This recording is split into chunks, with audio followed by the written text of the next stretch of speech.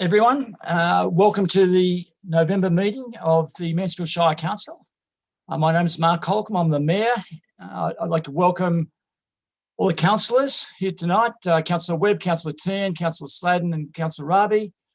Welcome the CEO, Ms. Carly Conrick, the General Manager of Infrastructure, Ms. Kirsten Alexander, the General Manager of Community and Corporate Services, Mr. Kurt Heidecker, our Coordinator of Governance and Risk, Moira Moss, and with us also is Melissa Crane, our Planning Officer or Planning Manager. Welcome to you all. If I can just call on each councillor and ask them to confirm verbally that they can see all councillors and hear the proceedings. Councillor Raby. I can see all councillors, council officers and hear the proceedings. Thank you. Councillor Sladden.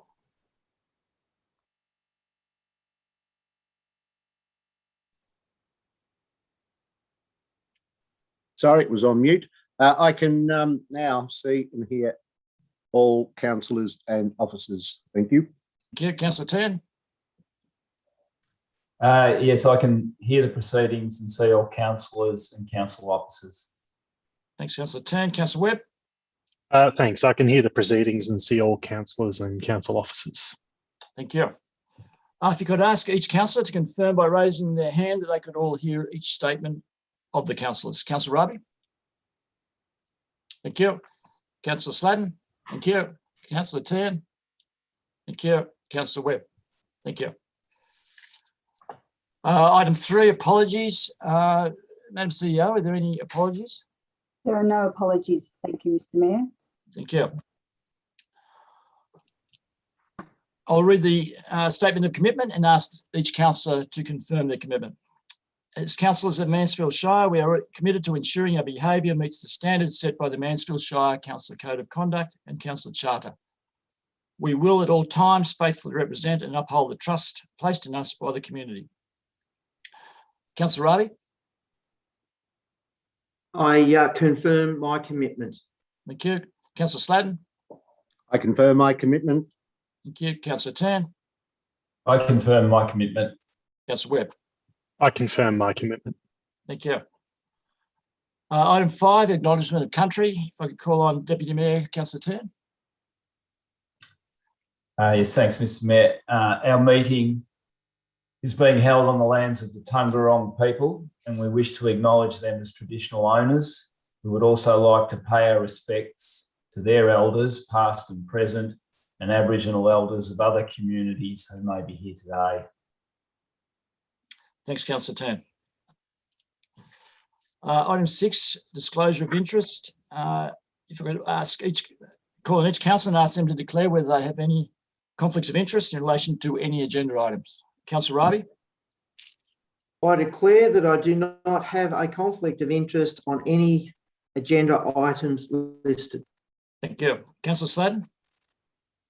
Thank you, Mr. Mayor. In relation to agenda item 18.2.3, I wish to state that I'm one of the 3 surviving original 5 founding members of the Mansfield Community Shed that acted as the steering committee from 2002 to 2005. I'm the current chairman of the Australian Men's Shed Association. As CEO of MACE, I was responsible for the sourcing, application, receipt and acquittal of the funding for the construction of the shed. Under delegation, I was a signatory to the MOU between MACE and Council.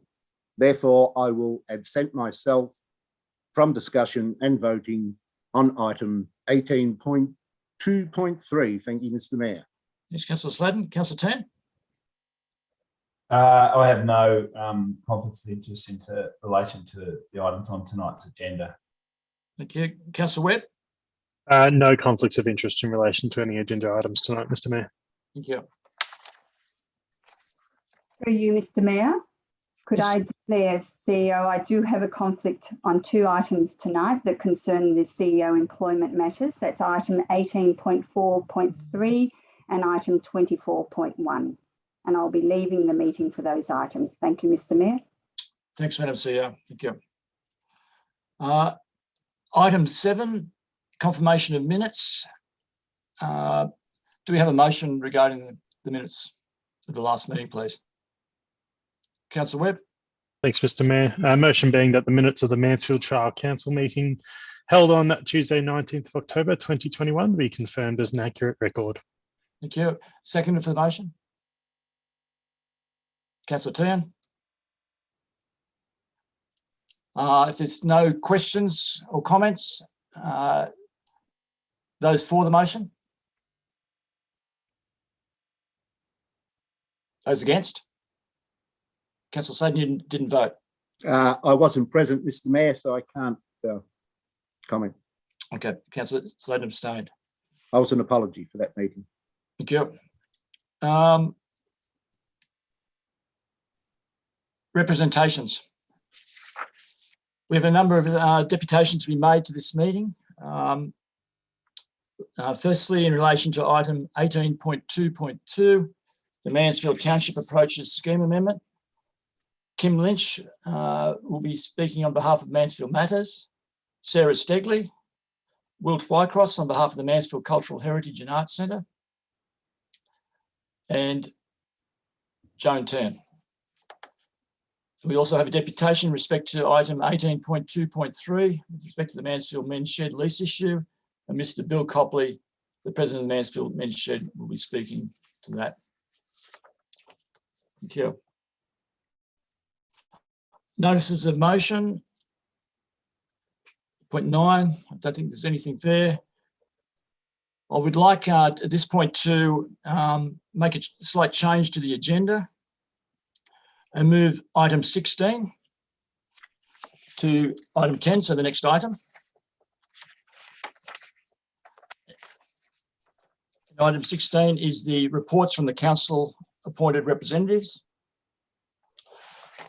Could I have a motion to move that item through to item 10, please? Councillor Webb? Thanks, Mr. Mayor. I'd like to make the motion to bring item 16 forward to before item 10 to tonight's agenda, please. Thank you. And a second to the motion? Councillor Sladen? Those in favour of the motion? Motion is passed. Thank you. Okay, so if we then work through the reports from the council appointed representatives. Just working down the list there, the Australia Day Awards Committee has not yet met. The Mansfield Shire, sorry, the Goulburn Murray Climate Alliance. Thanks, Mr. Mayor. We are meeting this coming Thursday, so we'll have a report to you next council meeting. Yep. There's no report from the Hume Regional Local Government Network. The Lake Eildon Land and Water Management Implementation Committee, Councillor Sladen. Next meeting is second week of December. So again, I'll report at the December meeting. Thank you. The Mansfield Shire Council Audit and Risk Committee actually met yesterday. I was present at that. Just a couple of points to come out of that committee. Bruce Potgieter, the former chair, was up for re-election, and he has agreed to stay on as the chair, which is a tremendous asset for us and gives us great experience in that risk committee and stability as well. It's carrying on from his previous term. Peter Johnson is a committee member. He has also been re-elected. He nominated for the committee and has now been appointed to the committee again for another term. And Peter's also of great experience, and as a councillor, it gives me great comfort that both of those, in conjunction with the existing outside representative, Molly Knock, makes a great backup for us, I think, in terms of forewarning us of any potential risks and covering us, or providing some sort of expertise independently. What was also presented there was the first quarter finance report for the council that was presented. Nothing extraordinary about that because it's too early in the accounts to get a clear picture of where everything is, but it showed an operating surplus of $944,000 positive to budget. But that's really a reflection of various timing issues.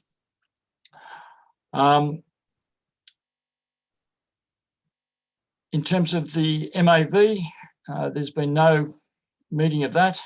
The North East Local Government Waste Forum.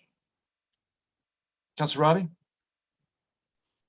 Yeah, thanks, Mr. Mayor. No, our next meeting is scheduled for December the 3rd. I will report in the December meeting. Thank you. And Rural Councils Victoria, there was no meeting for that. Councillors, do I have a motion for the reports from the council appointed representatives? Councillor Tan. Seconder. Mr. Mayor. Sorry, the recommendation is that council note the verbal reports provided by councillors in relation to their representation on external committees. Thanks, Councillor Tan. A second, please. Councillor Raby. Those in favour of the motion? Motion is carried. Thank you.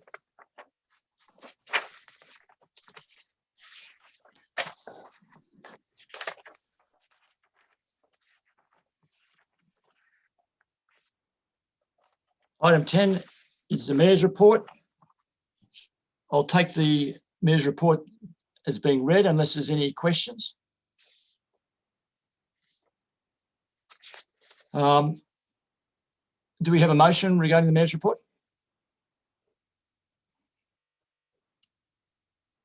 Councillor Raby, Councillor Webb. Thanks, Mr. Mayor. Motion being that council receive the Mayor's report for the period 8th of October 2021 to 1st of November 2021. Thank you. Seconder. Councillor Tan. Those in favour of the motion? The motion is passed. Thank you. At this point in time, I'd like to hand over to the CEO, Ms. Carleen Conrick, to act as interim chairperson while we go through the election of a new mayor and deputy mayor. So if I could hand over to Ms. Conrick. Thank you, Mr. Mayor. The role of mayor is now vacant. The position of mayor is now vacant, councillors. And as CEO, and in accordance with the Local Government Act 2020 and council's governance rules, I will preside over the council and act as chair for the consideration of the mayoral term and the election of the mayor. But until I do that, I would like to provide the outgoing mayor, Councillor Holcomb, with the opportunity to address council about his term of mayor. And thank you, Councillor Holcomb. Thanks, Ms. Conrick. I just would like to say a few words just as an outgoing mayor. And firstly, it was a great honour and a privilege to be elected and to serve as mayor of the Mansfield Shire. Personally, I found it quite demanding and at times very enjoyable and at times very frustrating. It gave me great insights into the mechanics of local government, which I had very little experience of before. But it very clearly showed to me the importance of local government and particularly the importance of a strong, fair, honest, and a positive, well-functioning local council. And what we've seen with Mansfield versus what we've seen around other areas of the state, we are almost an outlier in terms of how we've been fairly strong in what we've done, fair, honest, positive, and well-functioning. And that's a credit to all the councillors. If I look back on the year, all the new councillors started with a crash course in both local government and in our shire through the induction process. That, from my perspective, was quite intensive. There was an awful lot of information given to us to be absorbed, and for most of us coming from a zero base, it was quite challenging. We then got straight through the induction process, went into a budget, a 10-year financial plan, a 4-year council plan, and a 2040 vision. All massive pieces of planning and all absolutely critical to this council. and critical to the period of us as councillors over the next 4 years. I think those plans have really set us up and given us clear guidance, and the staff and the organisation clear guidance of where we're heading, as well as the community. And the community were very much involved in those plans. So it gives me a great deal of comfort that they were involved and that they know where we're going, and it's now up to us to follow those plans. As part of those plans and through the year, we signed off on an awful lot of initiatives which you tend to forget about until you actually go back and have a close look. Things like, and some of these I think are extremely significant, and I'm very proud of to be part of. The 0% increase in rates. We've had a record funds allocated to road sheeting. We passed the resolution for the heavy vehicle bypass to go ahead. We commenced stage 1 of the emergency services precinct, and basically that initial study is all but completed. We supported community groups in terms of we supported community groups against the convenience restaurant application, and have been very successful in that, opposing that application. The community satisfaction surveys that have come back on this council were extremely positive, and a dramatic increase from the low levels achieved in the prior 2 years. We also signed off on significant, and are doing so tonight as well, on significant planning initiatives, some of, as I said, some of which are coming before us tonight, and which are really key to the future of this Shire going forward. And I'm very proud to be part of that process, to have been part of that process. We also put on the agenda the all-round Aquatic Centre, and that'll be a very interesting project to follow and see where that leads us to. We also got funding, and passed and got funding for the Heritage Visitor Facility, which is a major project and is a key element in activating that whole station precinct. Plus, as councillors know, there are a number of initiatives in front of us now which will be decided in the next few months, which are also, I believe, almost game-changing initiatives for this Shire.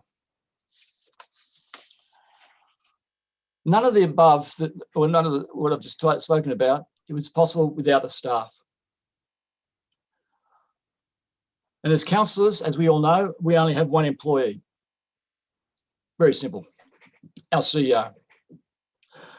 The relationship between our CEOs and councillors is absolutely critical. And the relationship between the CEO and mayor is just as critical if we all want a well-functioning council. I think the fact that we have had a well-functioning council is testimony to the fact that the relationship between the CEO and councillors, and the relationship between myself and the CEO, has been extremely positive, and from a personal front, on my side, highly rewarding. I'd like to just touch on that a bit more. I've really enjoyed working with the CEO. I admire what she's been through over the last 18 months. When she first came into this council, I think I'm being quite, I won't say, I'm going to be quite kind in this. This council was a mess. And if it continued, we'd be in all sorts of strife in how that was going. Colleen, you've really been instrumental in taking this a major step forward. And you've done it in a time which has been unprecedented in terms of any form of management in this country or anywhere in the world, with a pandemic going on. It's made it extremely difficult to manage. There's no book to follow, no textbooks on that.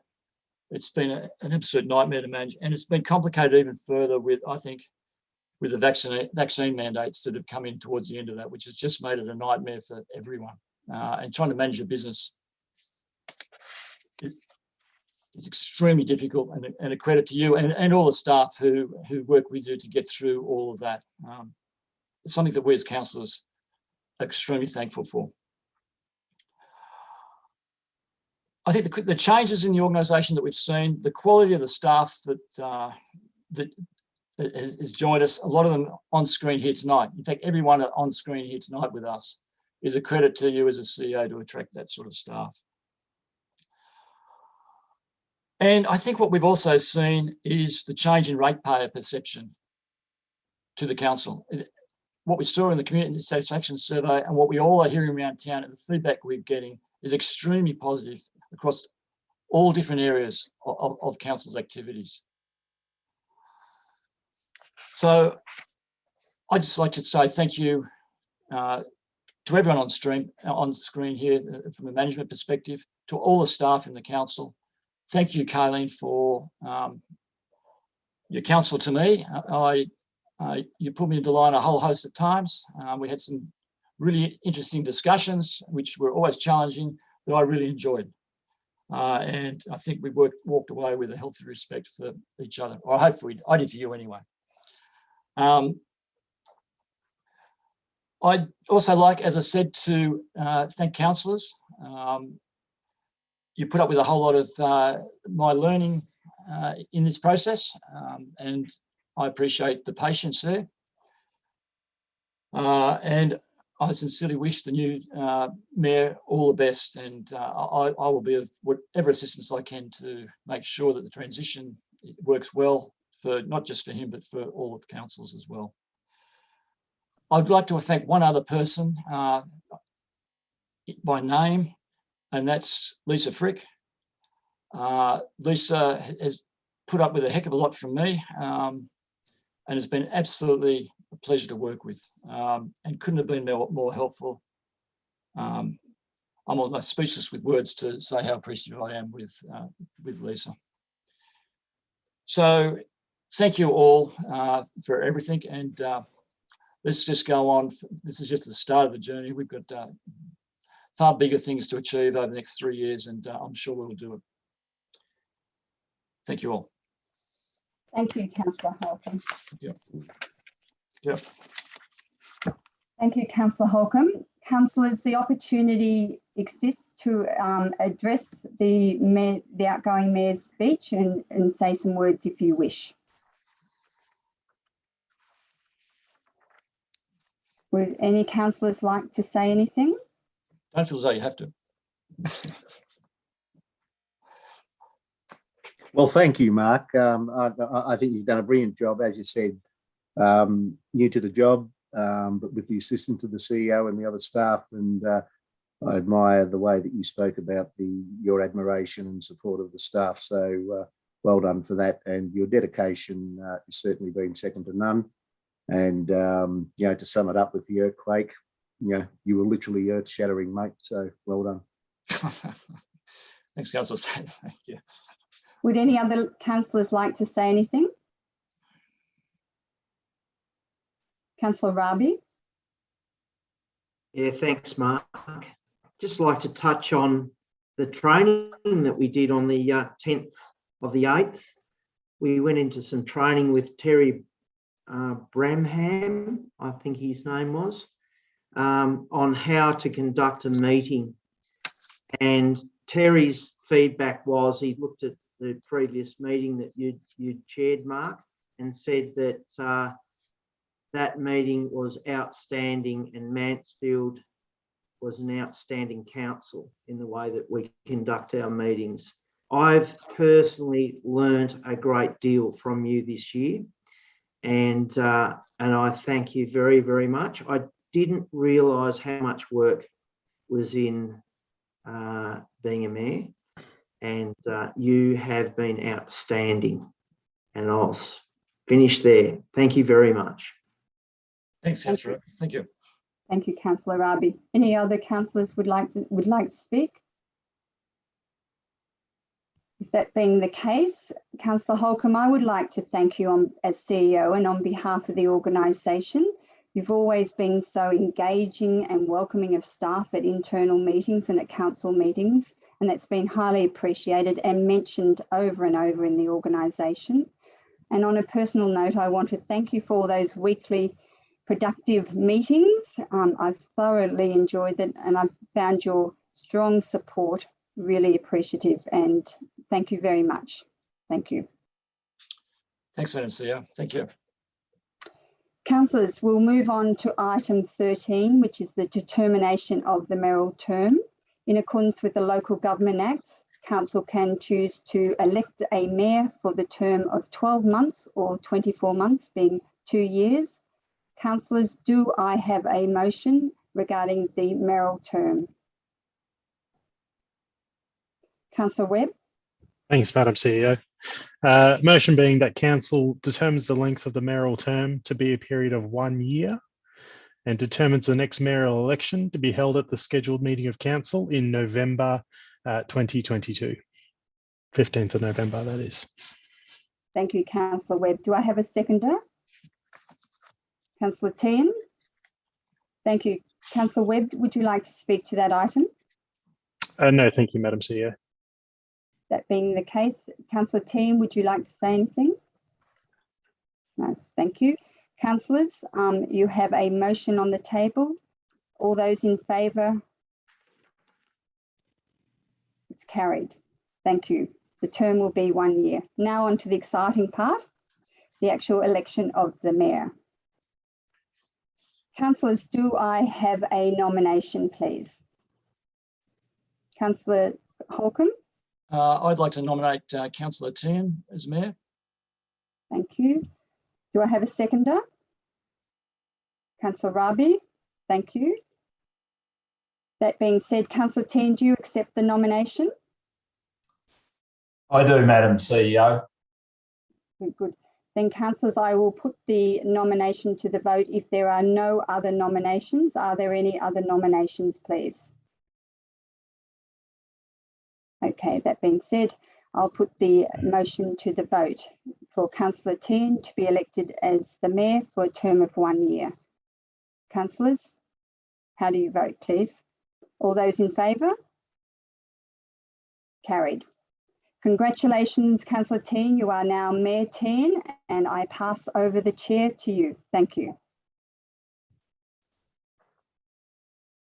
Thanks, Kayleen, and thank you to my fellow councillors for electing me as mayor. It's certainly a great honour and a privilege to represent the best and the most beautiful shire in Victoria. Firstly, I'd just like to acknowledge the excellent efforts of the outgoing mayor, Councillor Holcomb, who was certainly thrown in at the deep end, newly elected and taking on the mayoral role. But being a fine swimmer, as he is, he quickly worked hard into the role and has set a really solid foundation for the first 4-year term of this council. He and Madam CEO were tasked with overseeing council through a pandemic and a new local government act. And I'm not sure which one was more challenging at times. And he has quietly and efficiently proved to be a very good leader. This was confirmed, as Councillor Raby talked about just before, by Mr. Terry Barham, a local governance expert, who, after viewing a recent Mansfield Shire Council meeting, commented that they were conducted as good as any, if not the best, he had seen in recent times. And he said that he would be recommending other councils use them as a guide to good meeting procedure. So congratulations, Mark. Thanks, Councillor Tehan. Thank you.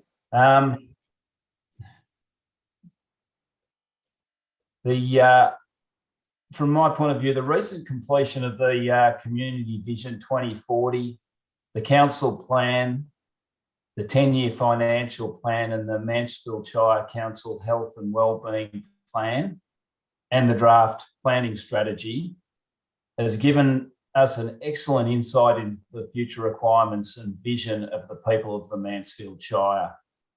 And central to this is the facilitation of orderly development, the protection of agricultural productivity, the identifying a need of additional infrastructure, and the protection of health and well-being of all of the residents in the Shire. And I believe that we're at a critical time in the future of this Shire, given the extreme growth pressure that we're experiencing. So these points will be a priority for me in the upcoming year. I'd also like to thank the CEO and all council staff for their hard work and dedication over the last very challenging year. And I look forward to working alongside them for the next 12 months. And lastly, I'd like to thank my wife, Sarah, and my children, Lily, Izzy, Alice and Joe, who have been, excuse me, a great source of support, guidance and invaluable advice to me in my role over the past 12 months, and I'm sure the next 12 months. So thank you. Right. Having said that, now move on to the next item on the agenda, which is the election of the Deputy Mayor. So I'd just like to ask CEO, do we have any nominations in writing for this position, Madam CEO? Thank you, Mr. Mayor. Yes, I do have a nomination in front of me here. Just lost it for a moment. I have a nomination in writing, but I think probably the council or nominating would probably like to actually state that nomination. I'll provide the opportunity. Thank you, Mayor, for that. Councillors? Councillor, whoever would have a nomination for Yes. the position of Deputy Mayor. I'm nominating as position of Deputy Mayor. Thanks, Councillor Holcomb. Do we have a seconder? Councillor Rabi. Are there any other nominations for Deputy Mayor? Being no other nominations, I'd like to seek approval for Councillor Holcomb as Deputy Mayor. All those in favour? The motion is passed. Congratulations, Councillor Holcomb. Thank you. And I very much look forward to working with the new mayor in whatever capacity is required. And congratulations, James, very, very much so. Thanks, Councillor Holcomb. Item 17 on the agenda, public question time. Madam CEO, is there any public questions? There are no public questions tonight, Mr. Mayor. Thank you. Item 18, officers' reports. Chief Executive Officer's report. Do we have any, councillors, do we have any questions or queries regarding the CEO's report?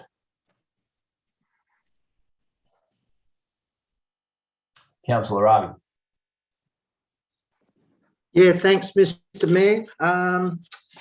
Page 16, value of building permits lodged with council. I think there may have been an accounting error in the right column. It should add up to 4,070,638. And if it does, and if I am correct, that will change the outcome on page 15, building services. The total for October being 4,070,638, which still shows a slight decline over the month of building permits value lodged, but still in a healthy position.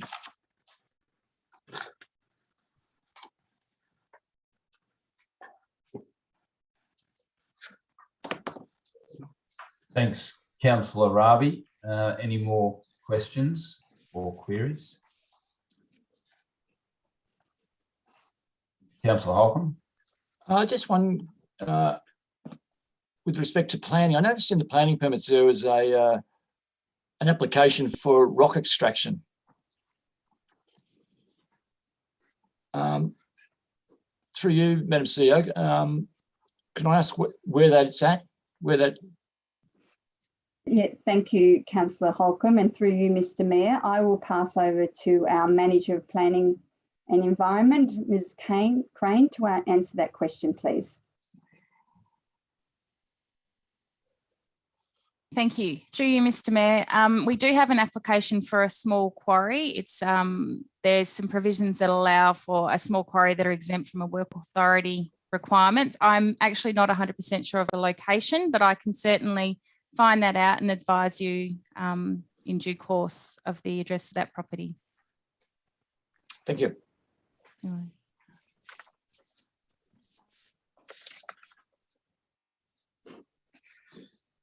If there's no more questions, councillors, do we have a motion in relation to item 18.1 on the agenda? Councillor Rabi. Yeah, I'd like to move that council receive and note the Chief Executive Officer's report for the period 19th of October 2021 to the 9th of November 2021. Thanks, Councillor Rabi. Do I have a seconder? Councillor Holcomb.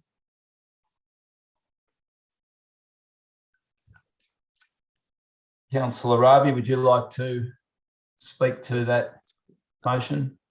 Councillor Holcomb? No, thanks. In that case, can we have a show of hands in relation to this motion? Those in favour? Those in favour? Passed. Carried. Thank you.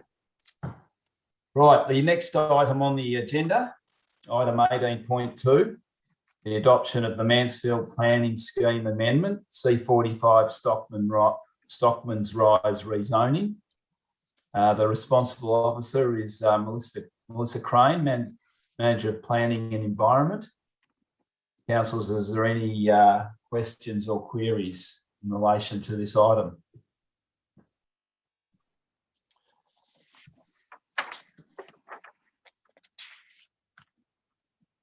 Councillor Rabi. Thanks, Mr. Mayor. Yeah, my question, Melissa, is the on page 21, the plan of Stockman's Rise. Is that the final plan that we're looking at, or is that an indicative plan?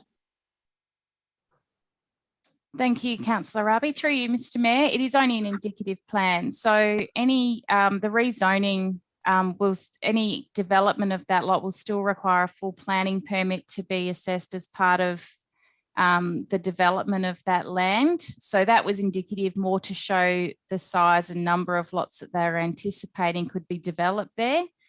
I will note that we have flagged with the developers that we are going to try and look at micro-siting and things like that to minimise impacts on vegetation and the like. So whilst it shows a lot layout, that's not necessarily the final layout that will be approved, but any application we receive for subdivision of that will be subject to the normal planning permit process. Thank you. Yeah, thank you, Melissa. Councillor Sladen. Thank you, Mr. Mayor. Ms. Crane, noting the commentary from the Catchment Management Authority, what discussions have you had with the developer to address that flooding concern?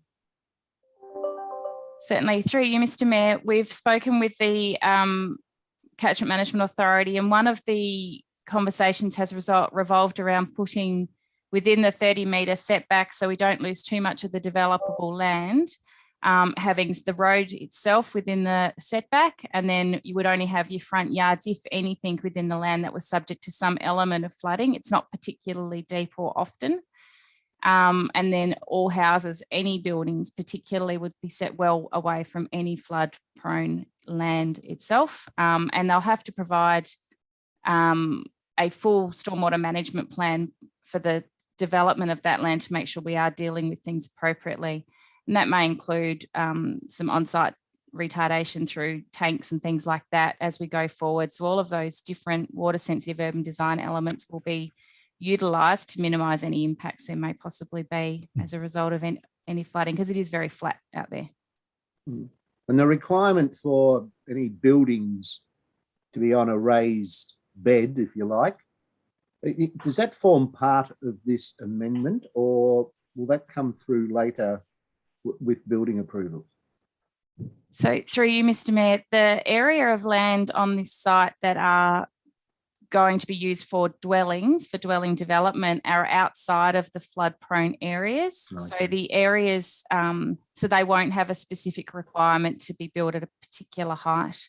Normally, if you have a piece of land that's in a land subject to inundation, or if it's in a floodway, they're normally required to build 300 millimetres above the flood level. But in this instance, because the residential blocks are outside of that, they won't have that particular requirement from a planning perspective. Thank you. The confusion, as per Councillor Rabi asked regarding is that the final plan, it's hard to distinguish what are residential dwellings or potential residential dwellings and what aren't. So bit of caveat emptor, I think, might be required. Thank you. Absolutely. Councillor Holcomb. Through you, Mr. Mayor. Ms. Crane, the houses that are going to be planned here, would they be falling into the category of affordable housing? Or how does that all line up? So through you, Mr. Mayor, the blocks, as once they're developed, won't need a planning permit to have a house developed on them. So there's no particular requirement for the developer to build houses of a particular kind. There is a lot of state government programs that are currently in place to try and pursue and improve affordable housing, and the planning scheme also provides for those. So there are funding opportunities for companies to do that. In this instance, because the lot yield is higher, the main impact will be that the lots will be cheaper than they would have been had they been in the large 2,000 square metre size. So this will provide a cheaper lot than they could have got in this space before, if nothing else. So that's how that fits in with the affordable housing from a planning perspective at this point. Thank you.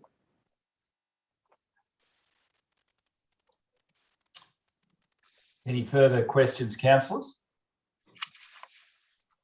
Councillors, I have a motion in relation to item 18.2.1. Councillor Webb. Thanks, Mr. Mayor.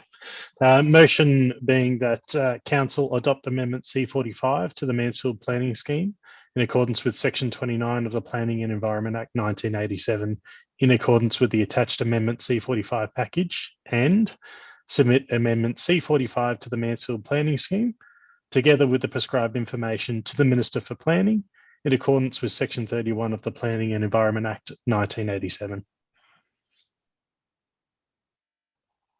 Thanks, Councillor Webb. We have a seconder. Councillor Holcomb. Councillor Webb, would you like to speak to the motion? My only comment would be it's good to see more lots becoming available for building. We all know the pressures on our housing at the moment, and the more plans like this can come through, the better for the whole community. Thanks, Councillor Webb. Councillor Holcomb. No comment. No. Comment. No comment. No. Thank you. Any other councillors wish to comment? In that case, I'll put the recommendation, the motion, to a vote. All those in favour? Against? Motion is carried.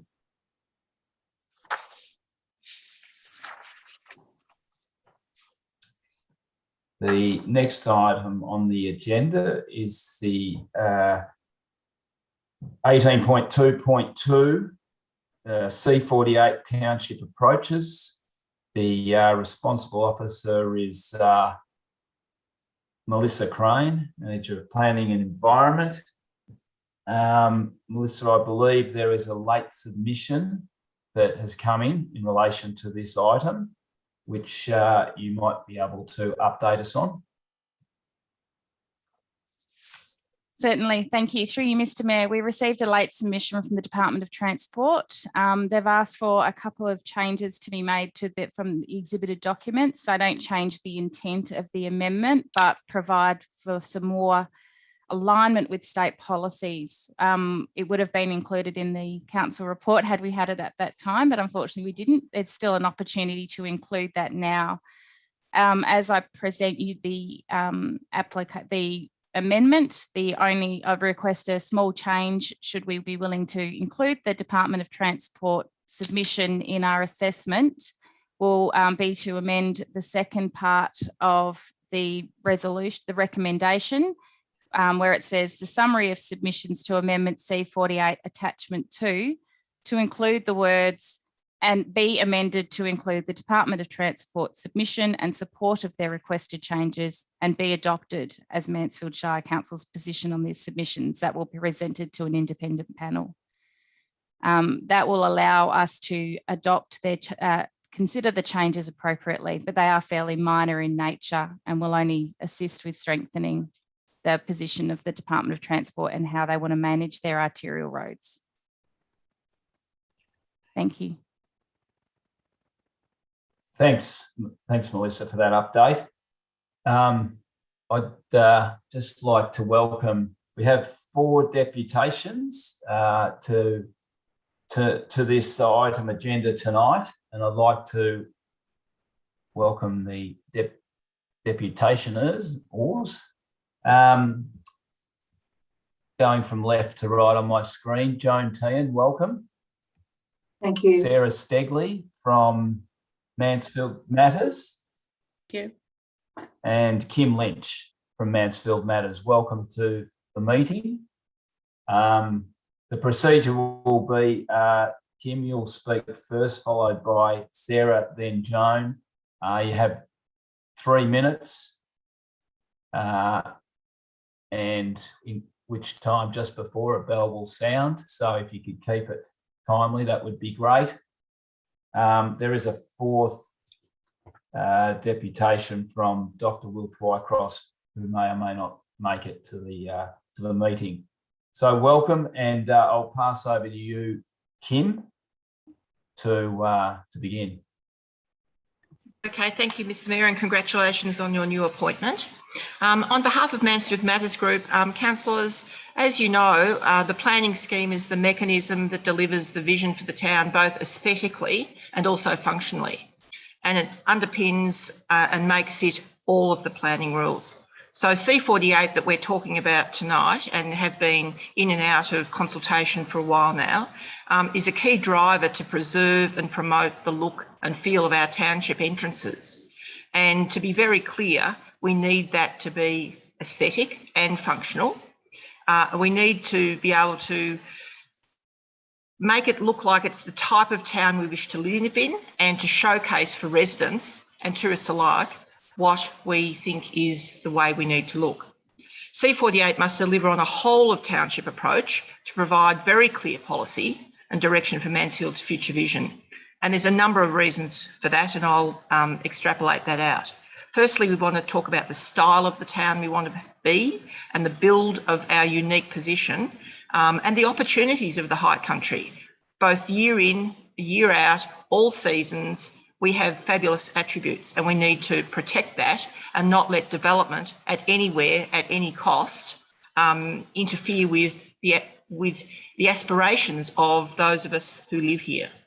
C48 goes some way towards that, a good way towards that, but MMG say that the current draft has left some important elements of the DD01, which is in the existing overlay, out, and we've left it behind. We seek to have some of that reincorporated.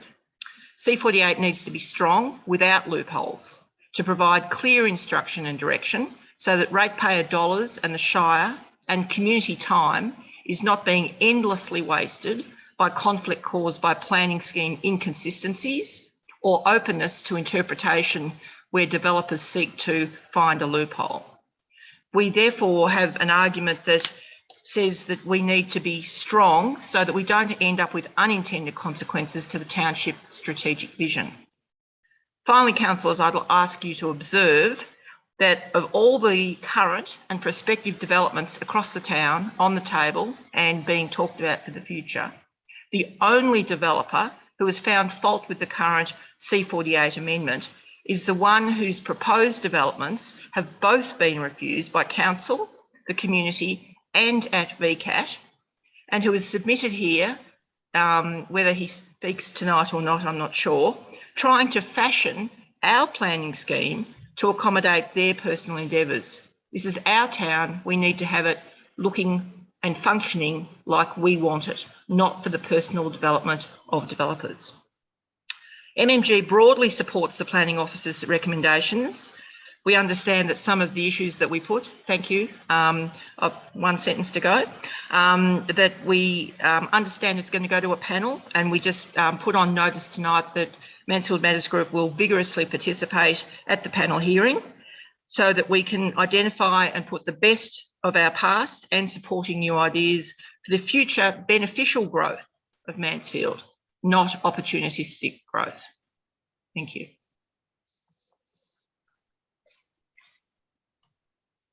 Thanks, Kim.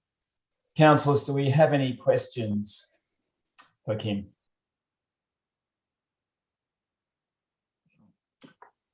No questions. Thanks very much for presenting, Kim. I'd like to now welcome Sarah Stegley, also Thank from you. the Mansfield Matters Group. Thank you. Can you Sarah, hear me? welcome. Yep. You can hear. Congratulations, Mayor James Tehan, and thank you, Councillor Mark Holcomb, for all your hard work on behalf of all of us. I'd like to thank the Shire strategic planners for considering and responding to my submission, most particularly in the areas of retaining the strength of the current DDO1 with respect to signage, which has been a focus of community consultation about the township approaches for many years.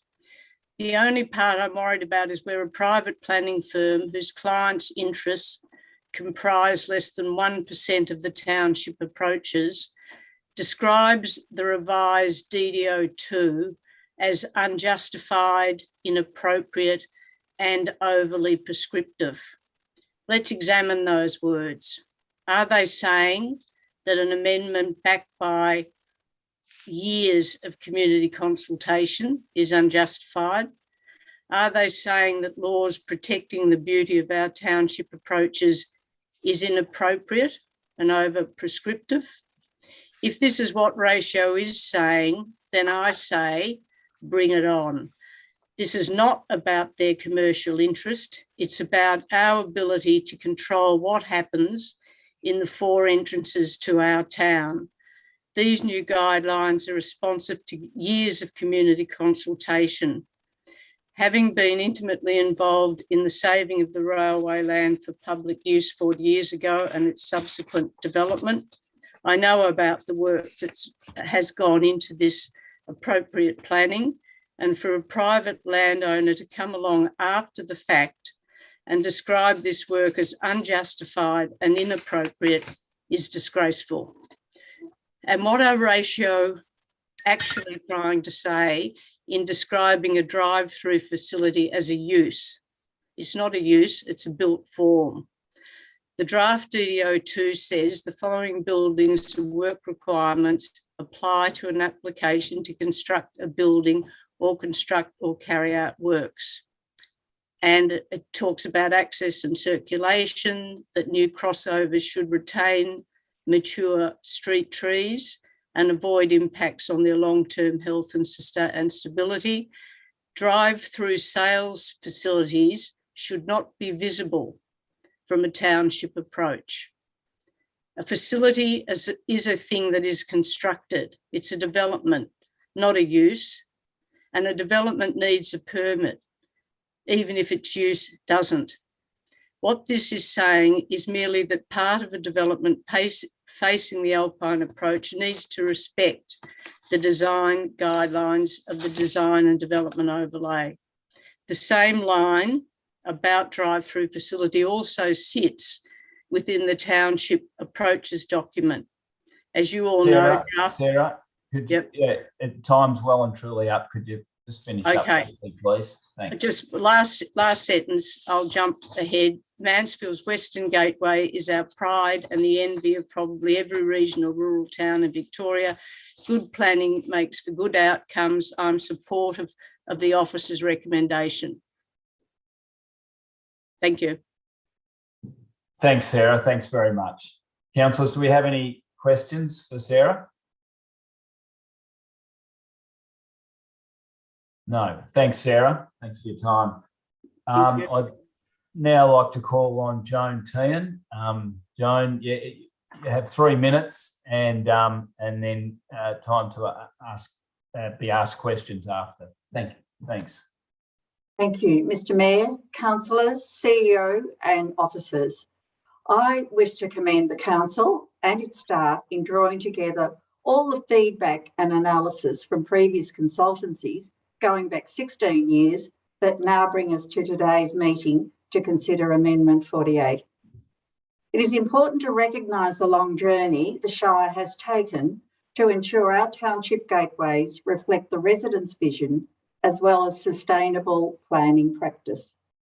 I welcome the officer recommendation to retain the Alpine Approaches and Township Gateways title in both the DD01 and DD02 schedules.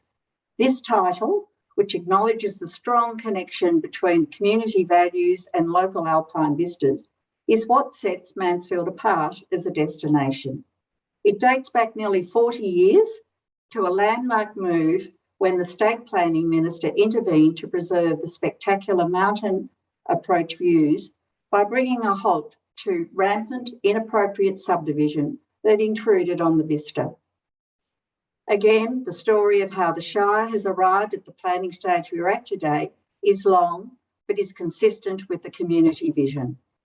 The second recommendation to apply existing Schedule DD01 signage provisions to both the schedules brings clarity and consistency that will assist council officers and developers in understanding and interpreting the intent of C48. Amendment C48 will put council on the front foot with regards to protecting and enhancing the township gateways, based on the effort that has been invested by the community working with the Shire. It will bring cost savings and certainty rather than wasting Shire resources having to react to inappropriate development proposals and face costly planning tribunal reviews that we have seen in the past. I see the officer's report as fair and reasonable, and I am supportive of the motion as it appears before council. Thank you. Thanks very much, Joan. Do we have any questions, councillors? Sorry, I just have a question, Mr. Mayor. And direct through you, Mr. Mayor, to Ms. Crane. The changes that was to signage that was referred to by the Department of Transport, do you know what they are, Ms. Sarah, at all? Thank you. Yes, through you, Mr. Mayor, the Department of Transport talked about, so one of the big considerations for the Department of Transport is about how signage will impact on road users and making sure that we minimise any impacts. So they were asking for some changes, which we've already included in the recommendation in response to the existing submissions, in relation to making sure that there's the proliferation and type of signage that is used in the township approaches doesn't have a negative impact on road safety. And that has been addressed through the existing officer recommendation. And we have actually spoken to the Department of Transport about that, and they're comfortable with that as a response. Thank you. Thank you. Thanks, Melissa. Are there any further questions for Joan? Thanks for your deputation, Joan. I see Councillor Will Twycross's name has popped up. Will, are you there? If you are, you're on mute.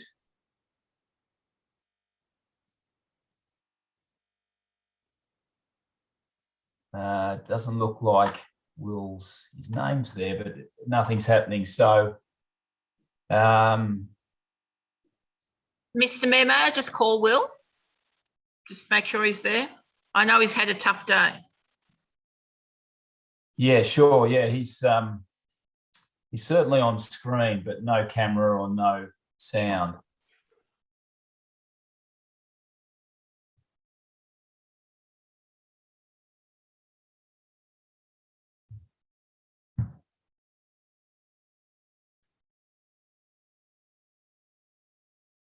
He's not picking up. No. Okay, no worries. Well, I think we'll move along. Councillors, do I have a motion in relation to item 18.2.2? Councillor Rabi. Thanks, Mr. Mayor. I'd like to move the motion that, having prepared and exhibited Amendment C48 to the Mansfield Planning Scheme under Section 19 of the Planning and Environment Act 1987, having considered all submissions to Amendment C48 to the Mansfield Planning Scheme under Section 22 of the Planning Environment Act 1987, 1, under Section 23 of the Planning and Environment Act 1987, all submissions to Amendment C48 to the Mansfield Planning Scheme be referred to an independent panel appointed under Part 8 of the Planning and Environment Act 1987.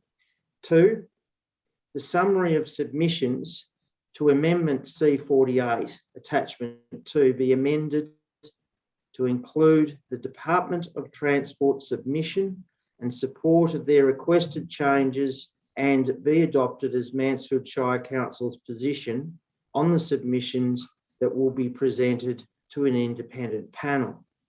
3, each submitter to Amendment C48 be notified in writing of Mansfield Shire Council's position regarding the submission and informed of the forthcoming independent panel process.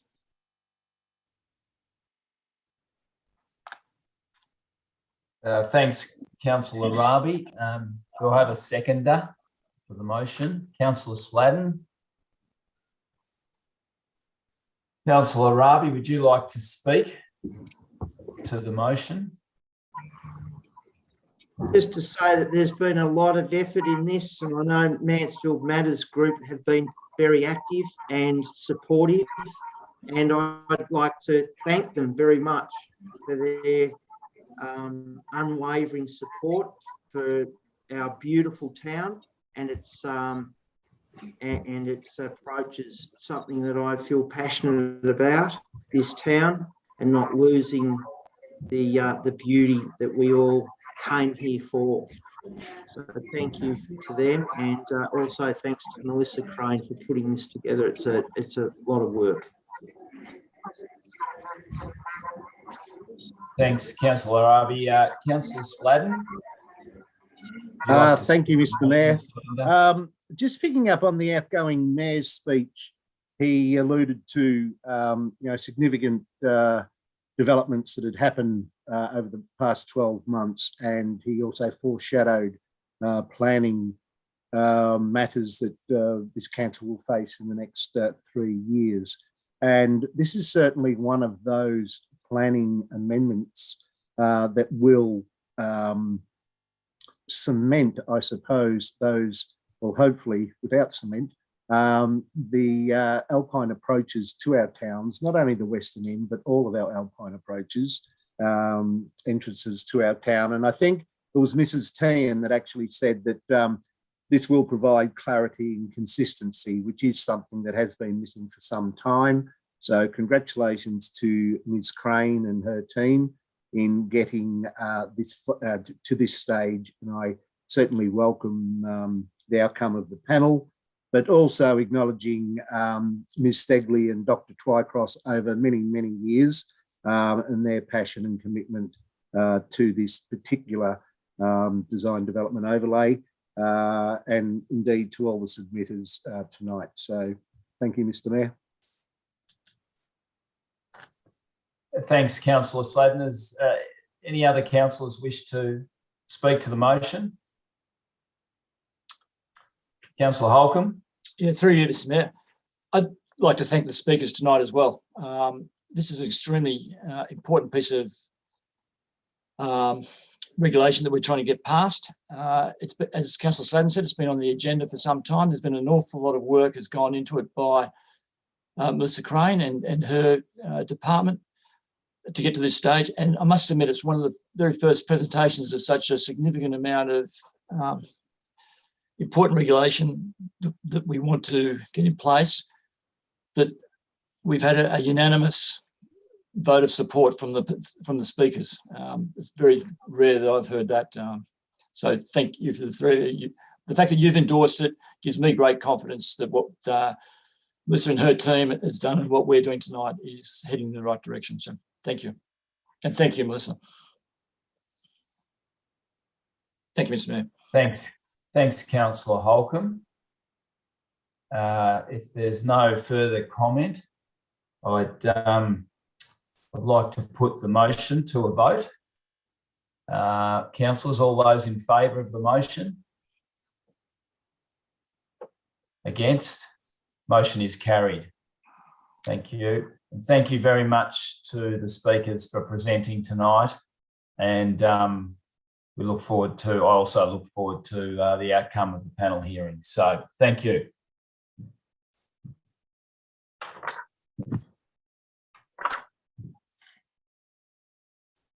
Item number 18.2.3.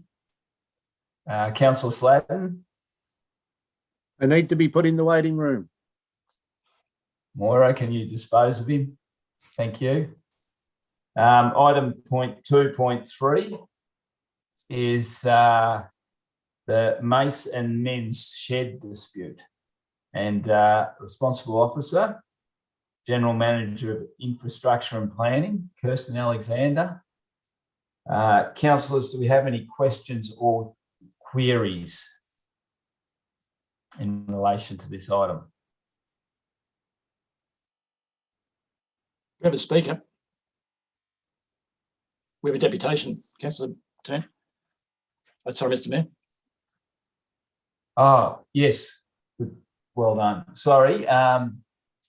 Bill Copley, who is president of the Men's Shed. Welcome, Bill, for your deputation. Can you hear me? On mute. Bill, you're on mute.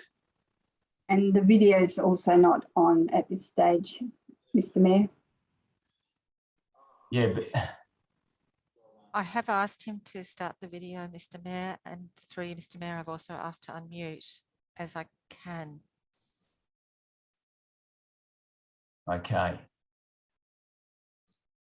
Bill, if you can hear me, could you turn your video on and your sound on, please?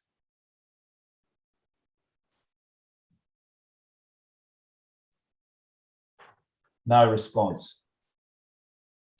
Councillors, do we have any questions or queries in regards to this matter for Ms. Alexander? Through you, Mr. Mayor, we're also waiting for the property manager. Seems to be having some trouble coming in as well. Through you, Mr. Mayor, I'm wondering if there's an issue with the internet, because that's Mr. Twycross tried several times to come in. Mr. Copley's struggling. If you could just give us a moment. Sure. I'm going to message. Sure.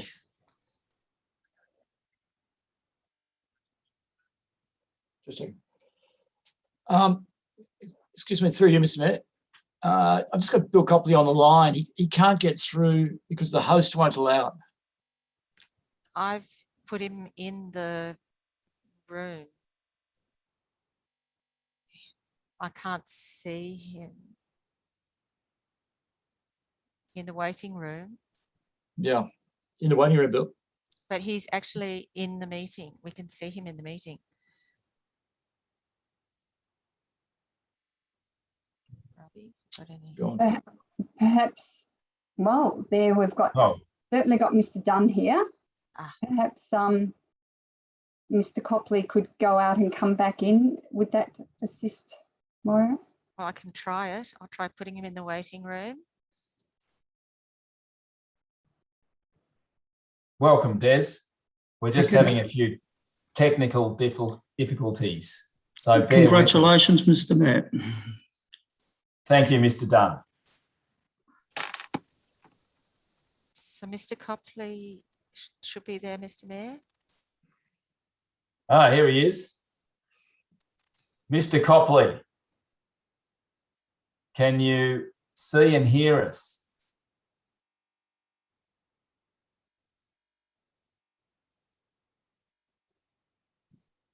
You may still be on mute.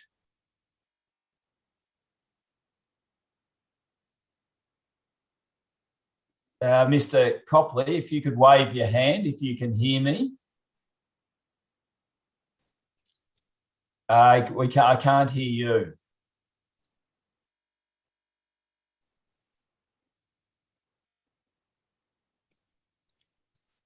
Through you, Mr. Mayor, I've just sent a chat to Mr. Copley.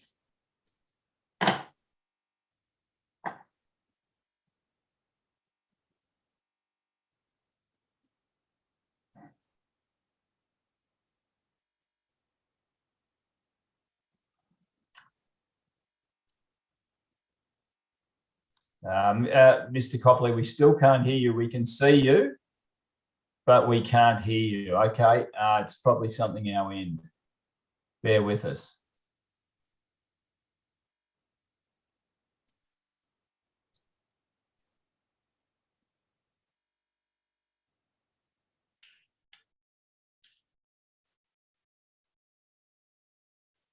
Through you, Mr. Mayor, I'll try putting him in the waiting room again and bringing him back in.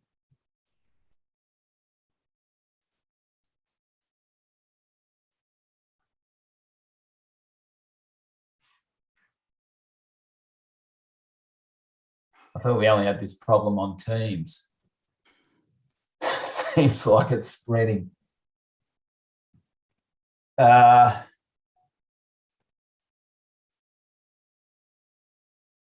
don't think this is going to work, Madam CEO. What do you suggest we do with the deputation? Councillor Barbie seems to have an idea. Well, it's just an idea through you, Mr. Mayor. If Councillor Holcomb rings Bill back and then puts him on speaker, at least we might be able to hear him. Is that an idea? Yeah. He could also dial into the Zoom meeting using the phone number. Might be easier using the phone if got him there. Thanks, Councillor Raby.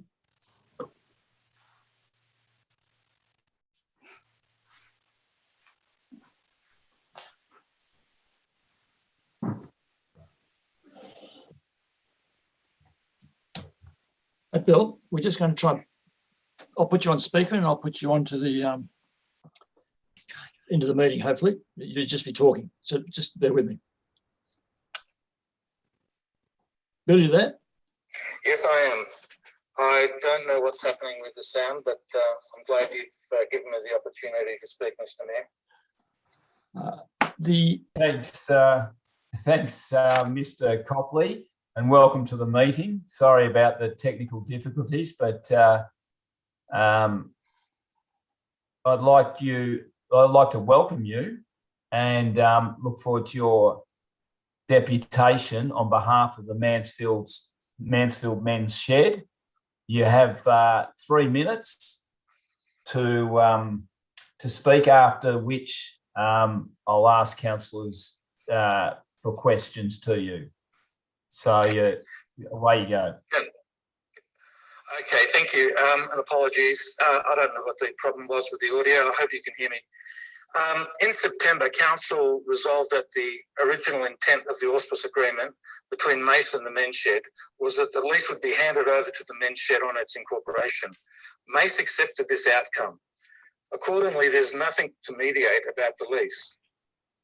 The Men's Shed is acknowledged as being the beneficial holder of the land lease and owner of the shed itself. There is no impediment, sorry? No, you're right, Bill. Keep going. There is no impediment to council resolving the following motion tonight, requested by the men's shed as beneficiary of the lease.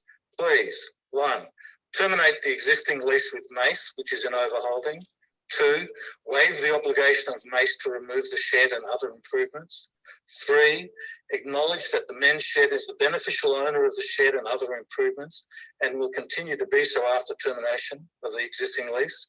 And 4, grant the men's shed a new lease of the land to allow us to invest in the continuation and expansion of our community services without interruption. On compensation, any potential compensation to Mace is a separate matter and does not warrant any further delay in the council making its decision. The men's shed respectfully requests that council resolve as we have requested here tonight. Any issue from Mace is separate, but our position is as follows. The men's shed requested that an account of monies received and expended in relation to the shed premises be provided by Mace so we could consider compensation if Mace shows it was out of pocket. The men's shed suggested a mediator to assist both parties, and Mace declined the mediator and declined to provide the information unless men's shed signed a confidentiality agreement and media embargo. Mace repeatedly insisted on an NDA. The men's shed will not sign an agreement to restrict use of information it is legally entitled to and cannot offer any compensation without it. Mace finally agreed to a mediator, insisting on its own selection, but still remains unwilling to provide the information without condition. If Mace has any claim against us, then Mace should submit it to us. Until then, there's nothing to agree, refute, mediate or dispute. And these matters are beyond the responsibility of the Shire, and the Shire should not be troubled by it.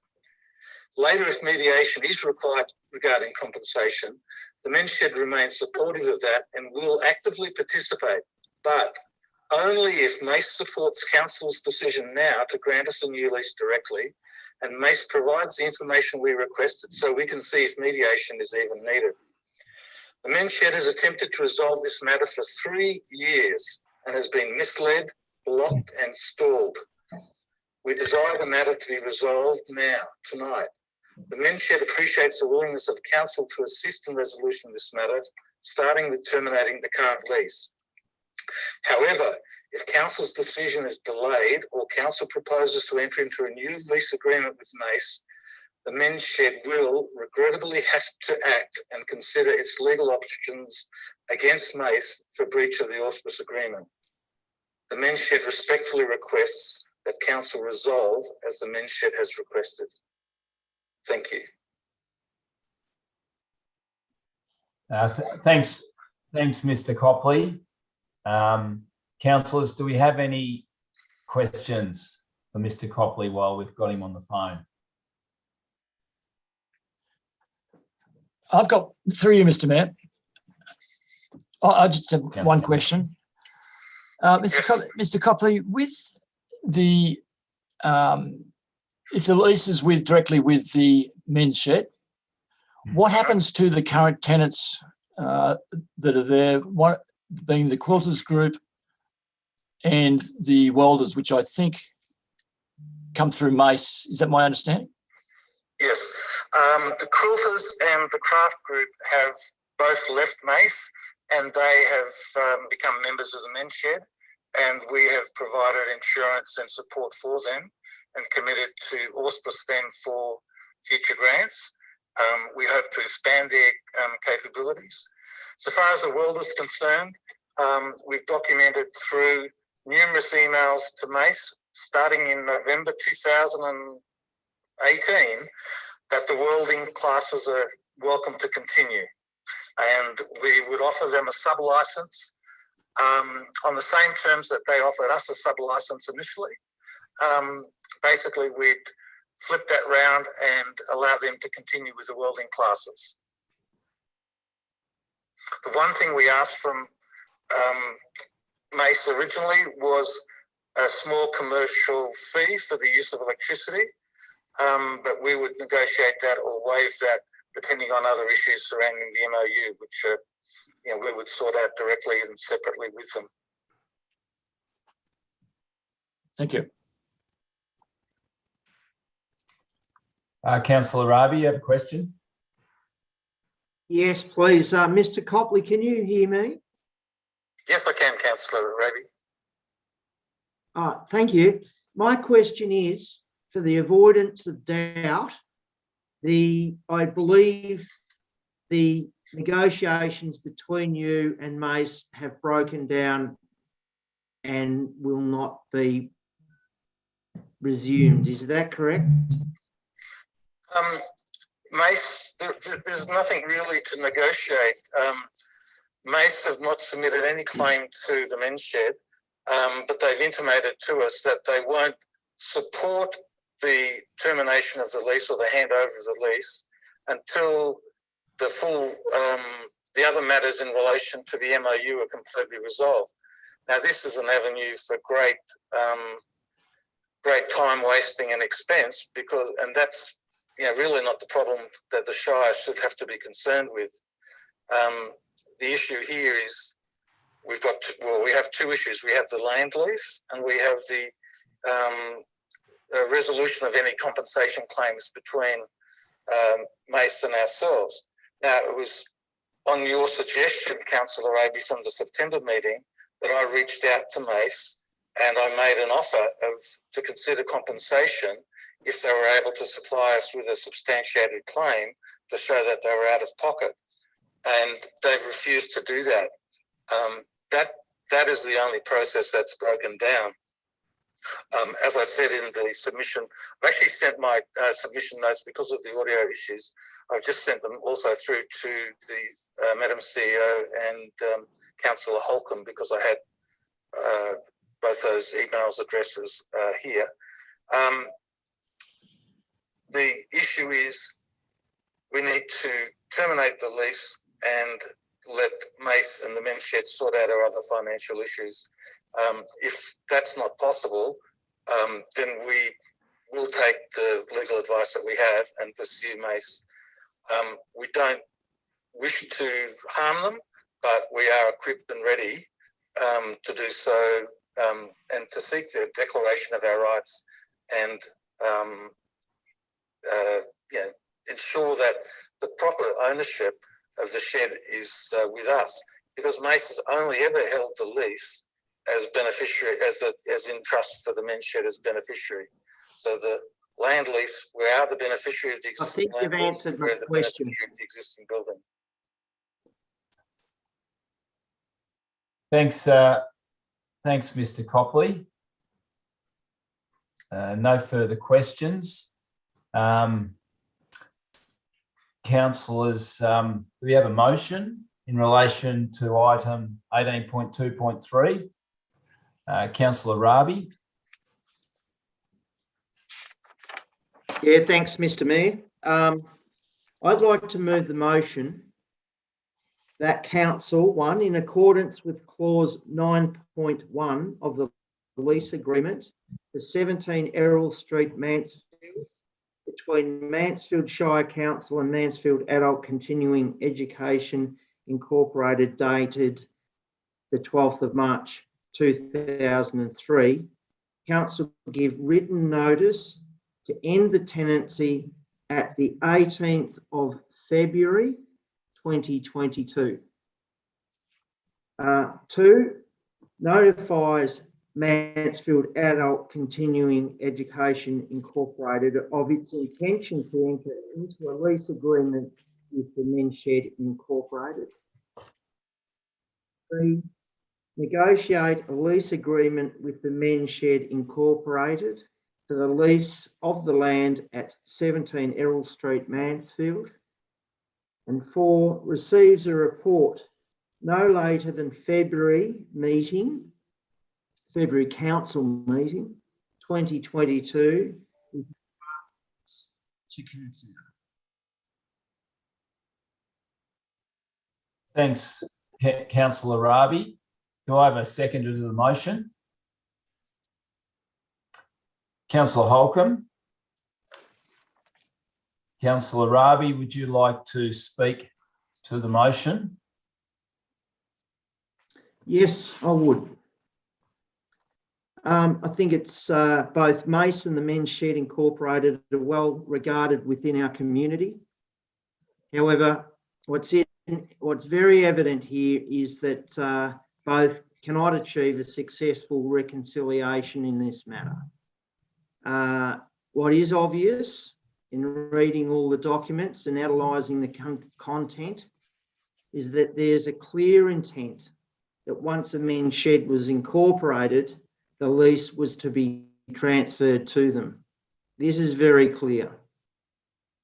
The previous council resolution on the 21st of September 2021 refers to the lease with Mace being in overholding, that is on a month-to-month basis. This motion put forward makes it clear to both parties that council recognise the original intent of the auspice agreement between Mace and the Men's Shed Inc. signed in 2003. That is, once the Men's Shed became incorporated, they would have the lease. Additionally, having read the correspondence between Mace and the Men's Shed Incorporated, I cannot see any successful resolution being mediated anytime soon. And to this end, for the community benefit, the council has made the hard decision, and this is one of them. Thanks, Mr. Mayor. Thanks, Councillor Raby. Councillor Holcomb is seconded. Would you like to speak to the motion? Yes, thanks, Mr. Mayor. I'd endorse very much what Councillor Raby has just said. To me, there's a few very clear principles in all this. The firstly is an MOU in 2003 that very clearly stated that once incorporated, the Mace would get the hand over the auspicing role directly to the Men's Shed. They were incorporated in 2013, I think it was. And at about the same time, Mace, for some reason, some unexplained reason, did not renew their lease that they had with the Shire in 2013. So the lease itself has been in overholding on a month-by-month basis since 2013. So the auspice, so the MOU, I believe, should be honoured. The lease is on a month-by-month basis. Since 2018, these two organisations, which are both very well known in the community and very well respected, have been in dispute.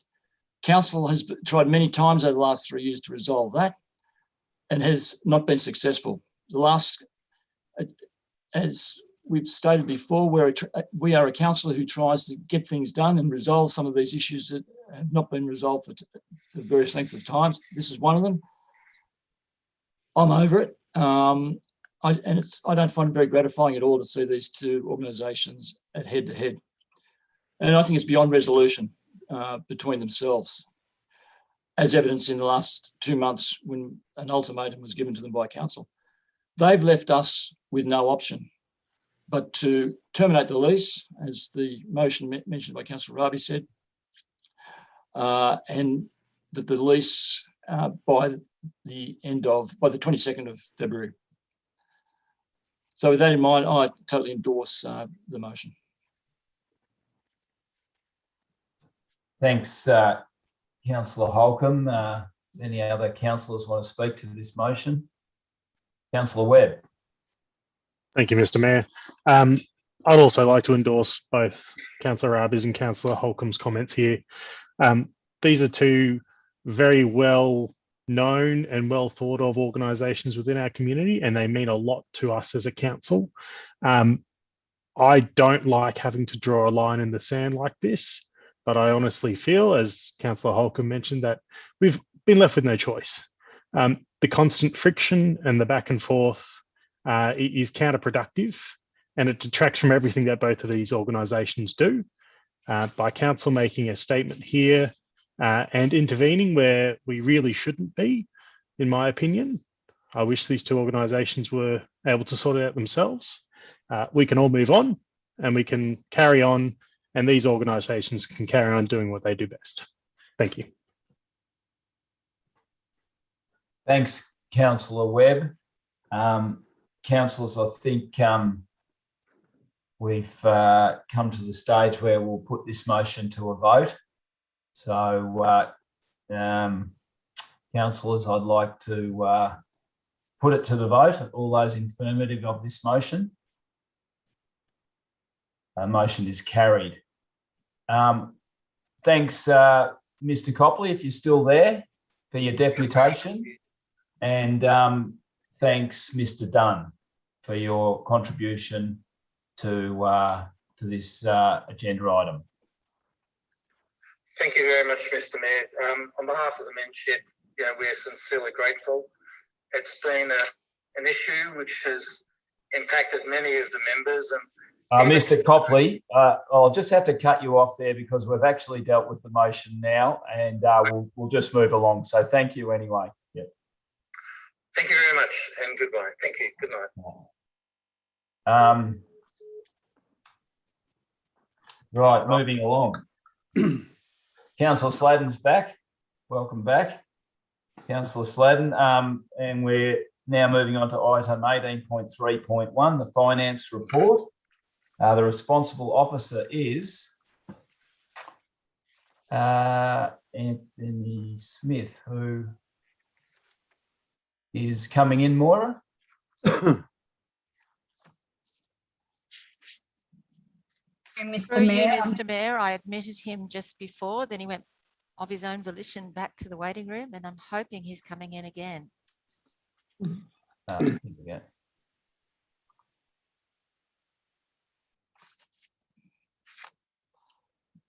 Anthony, Mr. Smith, can you hear me?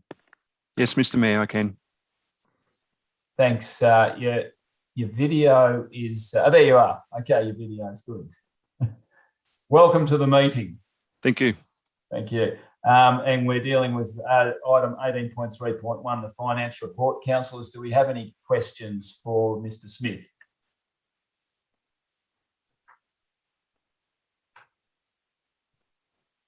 Councillor Sladden. Sorry. Thank you, Mr. Mayor. That's all right. Well, it's probably a question that Mr. Smith may not be able to answer, but I'm sure Ms. Alexander could probably answer the question. Just in terms of the underspend, and it's the 90 or 89,000 regarding the dual court stadium. What's happening with the landscaping?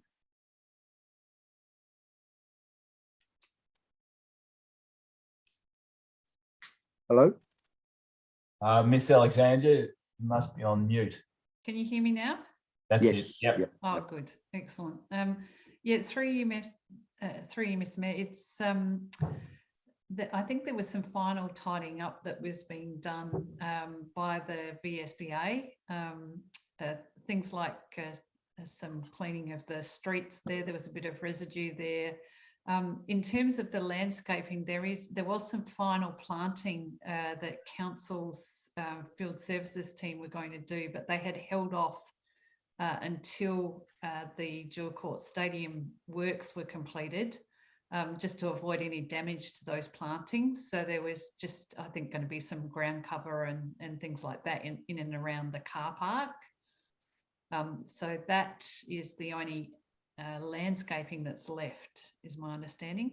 But we are still waiting on a final invoice and everything from the VSBA, is my understanding.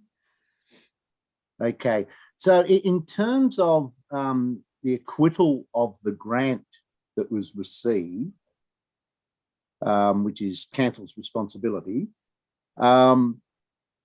the grant application detailed a number of items that would be included, and I'm just confused as to why we've still got that 89,000 outstanding. That won't all be on landscaping, I assume. No, there's a number of, sorry, through you, Mr. Mayor, there is a number of items that relates to, but we're waiting on that final invoice from the VSBA. Right, okay. Do we know the timing of when that acquittal has to be done? Look, I have to take that one on notice. I know that the team are in the process of putting together that acquittal now. So they've reached out to the architect that was working for the VSBA just to get their final details so that they can compile that information. So it is in progress, but I don't have the date with me. No, that's okay. Yeah. That's okay. My second question is in relation to the alternative route or heavy vehicle bypass or whatever name we're calling it.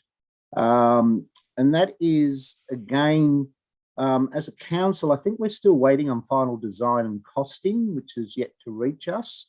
And I'm just wondering what impact that is having on the current financial situation. Sorry, through you, Mr. Mayor. In terms of, yes, in answer to the first part of that question, yes, that is correct. We have the design for part one. We're still, as part two is expected this week.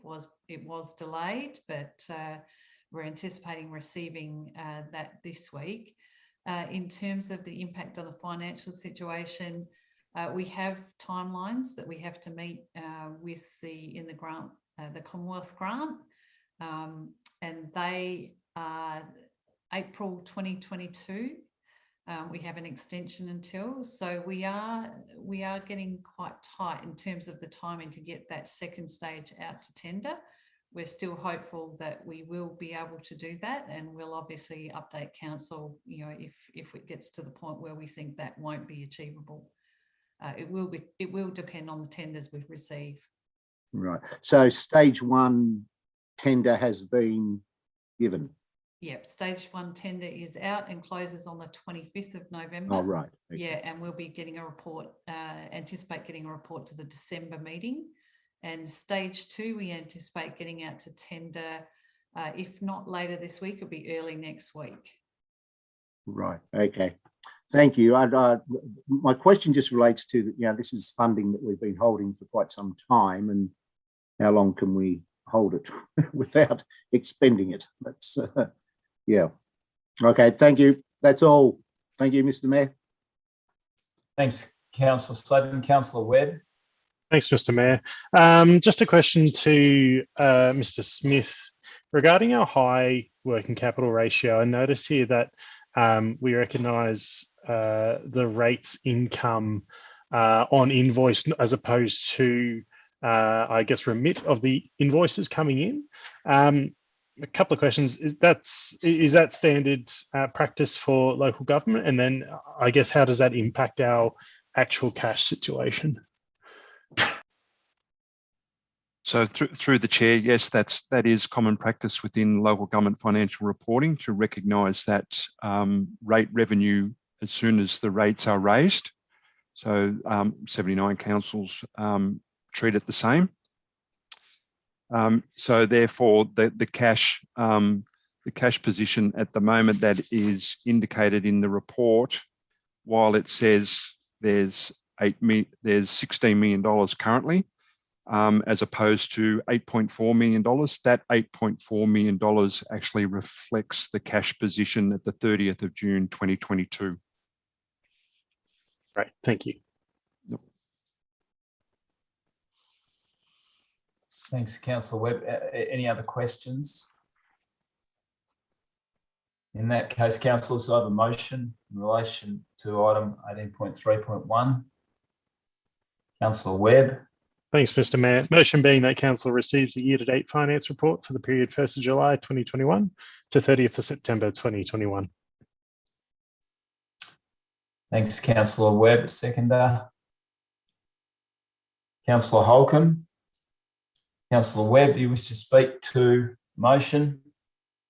No, thank you, Mr. Mayor. Actually, no, I will speak. Just to see, it is early in the year, obviously, and early in this budget, but happy to see that everything's on track and hope it continues on. So, thanks, Councillor Holcomb. No, I have nothing to add. Thank you. Anyone else? In that case, I'll put the motion to a vote. All those in favour of the motion? Motion is carried. Thank you, Mr. Smith, for your attendance. Thank you, Mr. Mayor.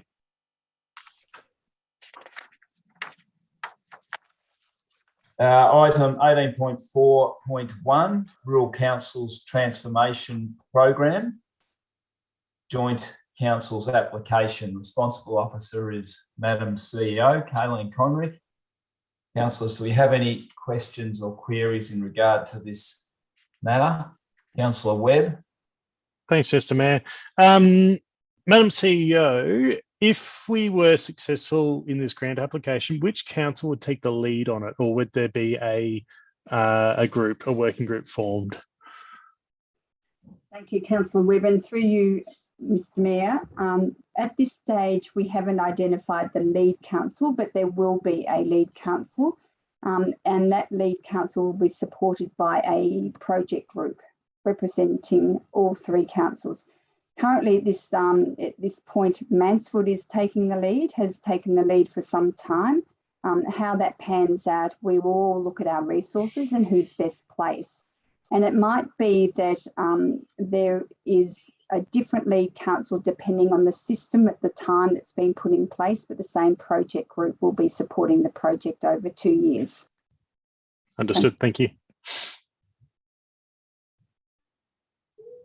Thanks, Councillor Webb. Any other questions? Councillor Sladden.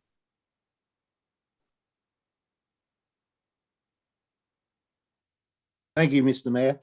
Madam CEO, this is the second time that Mansfield Shire Council has applied to this fund, and I'm just a little concerned that yet again, we're putting in an application for something we don't know what we're applying for. Is that correct? No, thank you, Councillor Sladden, and through you, Mr. Mayor. No, that's not correct in this case, and I'm not familiar with the previous application, although I do know the previous application included a number of the North East councils. It was quite a big application. Round 2 has changed substantially from round 1. Round 1, a number of the projects, and I think there were 4 awarded across the state, and at least 2 of them have fallen over.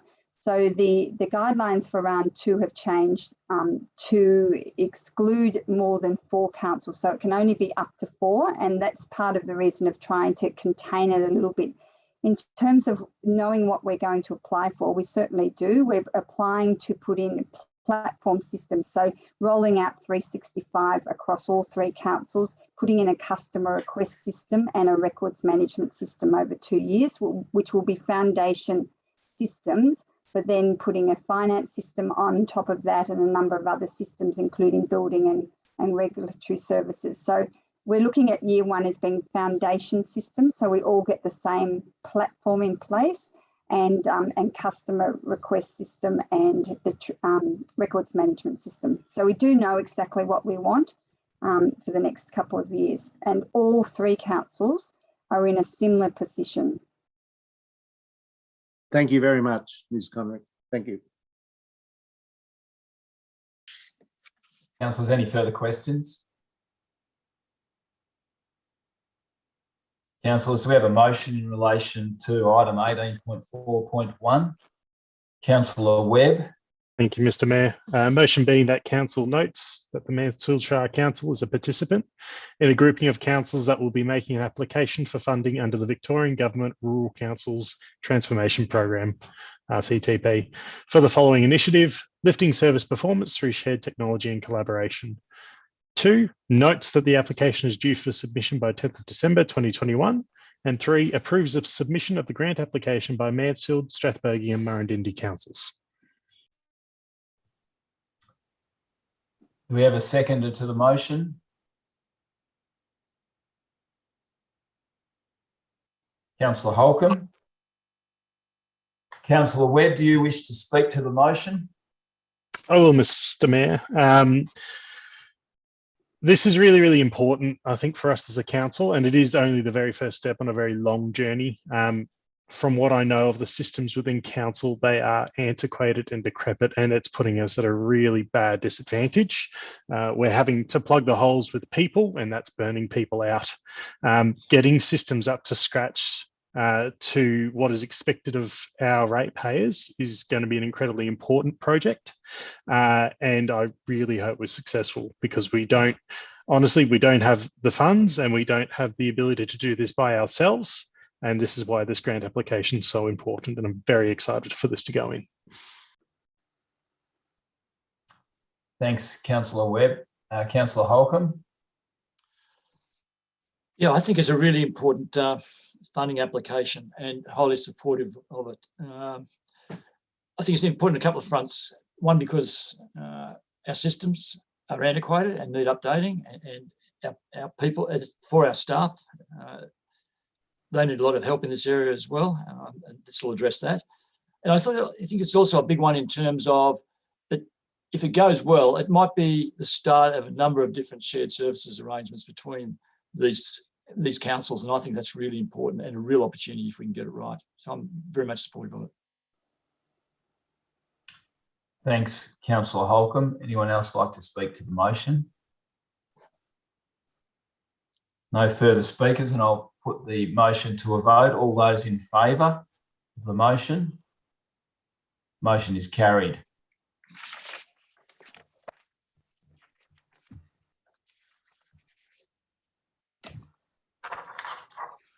Item 18.4.2, schedule of meetings for the year 2021-2022. Responsible officer is CEO Ms. Conrick. Councillors, do we have any queries or questions regarding the schedule of meetings? Ms. Conrick. Yeah, thank you, Mr. Mayor. If I could just point out that on page 47 in the recommendation, there are a couple of errors, which I apologise for. The recommendation should have the dates from December 2021 to November 2022, and also delete the 18th of January 2022, which is our recommendation that there was no meeting held in January. We have a lot of staff on leave, and this year I'm hoping that a lot of staff are on leave in January because of what we've been through in the last couple of years.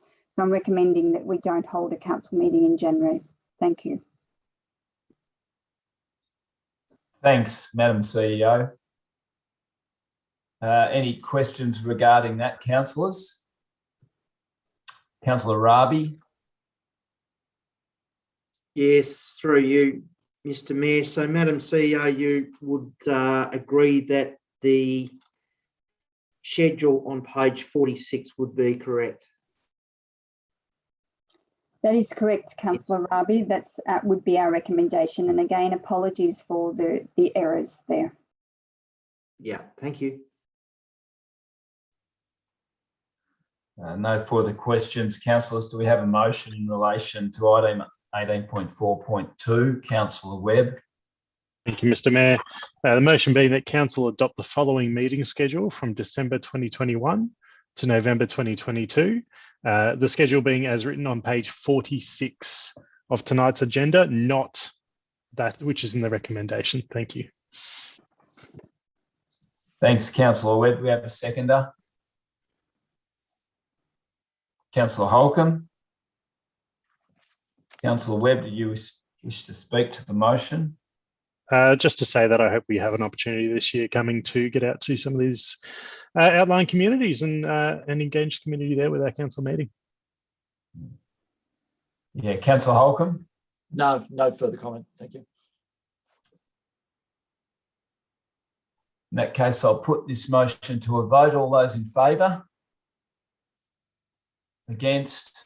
Motion is carried. Item 18.4.3, CEO Employment and Remuneration Policy and CEO Employment Matters, Committee Terms of Reference.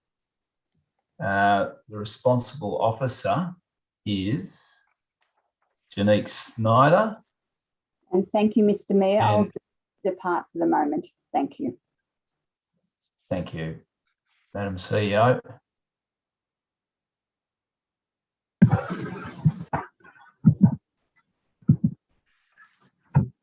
Hi, Janique. Hi, hello, Mr. Mayor. Congratulations, by the way. Thank you, Ms. Snyder. You're the responsible officer. Mr. Mayor, before you Right. begin, I think the GMs are supposed to depart at this time too. Okay. That was my point of order. Oh, sorry, I couldn't hear you, Councillor Ravi. Just sticking your hand I up. had my hand. That's right. Okay. The GMs have Apologies, vanished. Mr. Mayor. I can only click one person at a time, and I was going as fast as I could. Yeah, no, sorry, I was moving ahead too quickly, so apologies from my end. Welcome, Ms. Snyder. You're the People and Cultural Advisor. I think this is your first meeting, so welcome. That's along. correct. Thank you very much. Great to have you on board, and Thank looking you. forward to a long and fruitful relationship in these meetings. Very good. Do we have any questions of Ms. Snyder, councillors, in relation to this agenda item?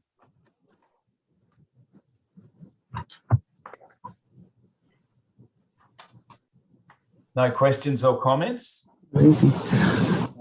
Councillors, do I have a motion in regards to this, to agenda item 18.4.3?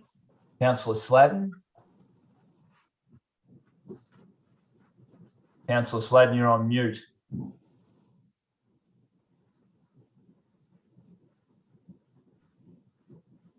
My apologies. The recommendation is that council adopt the CEO employment and remuneration policy and the CEO employment matters committee terms of reference. Thanks, Councillor Sladden. A seconder to the motion.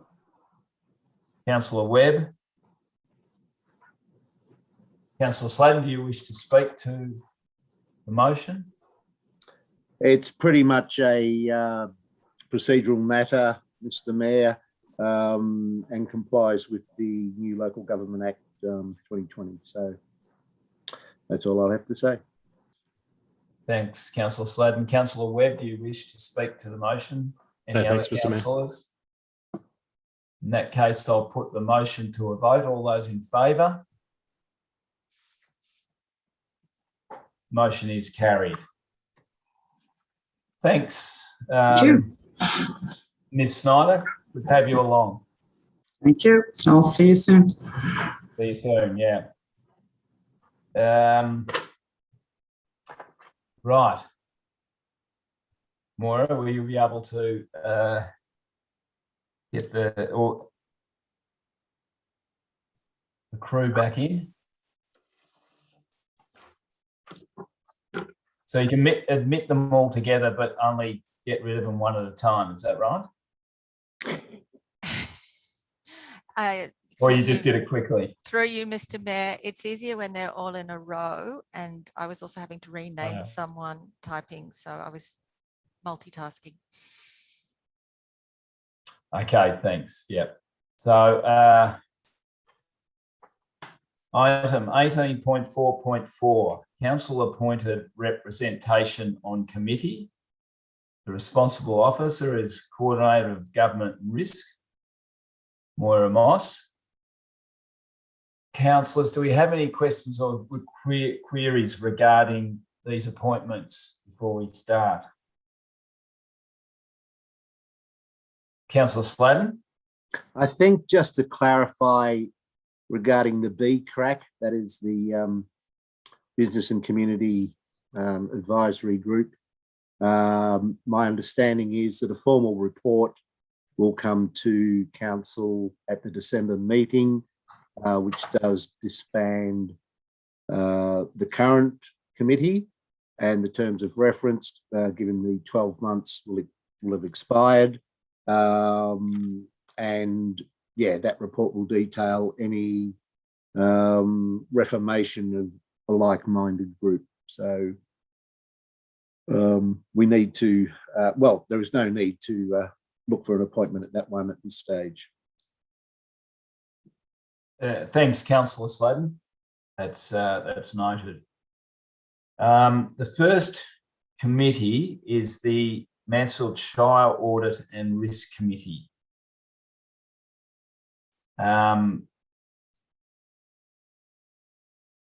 Councillors, do we have a recommendation?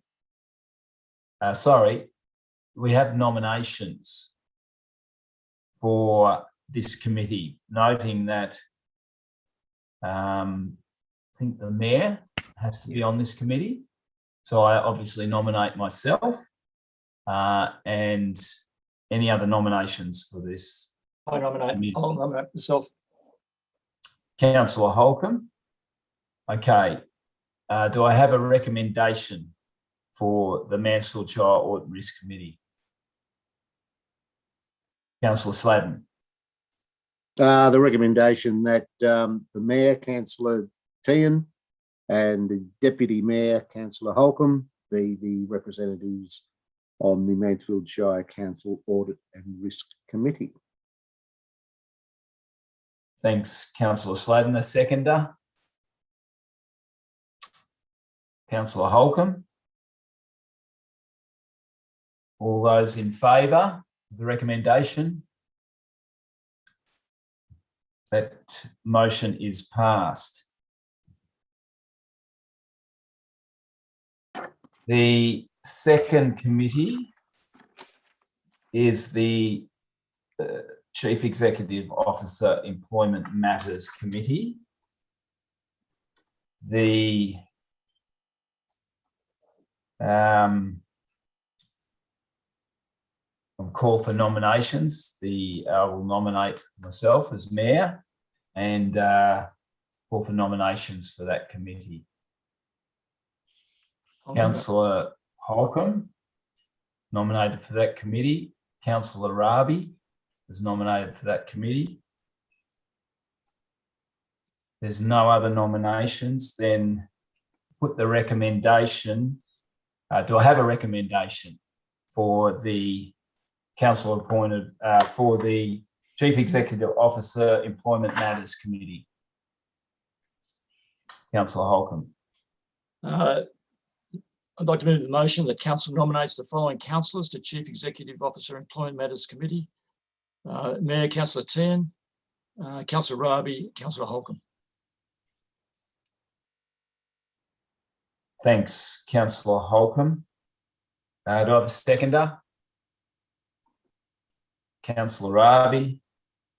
Councillor Holcomb, do you wish to speak this recommendation? No, thank you. No. Councillor Rabi, no. In that case, I'll put that recommendation to a vote. All those in favour? Against? Motion is carried. Item the Australia Day Awards Committee. I'll nominate myself as Mayor, and nominations for the Australia Day Awards Committee. Councillor Sladden, Councillor Rabi, and Councillor Holcomb. Or Councillor Sladden, did you want to nominate someone? Yeah, Councillor Sladden. Councillor Sladden, righto. Yeah. Councillor Rabi, you nominating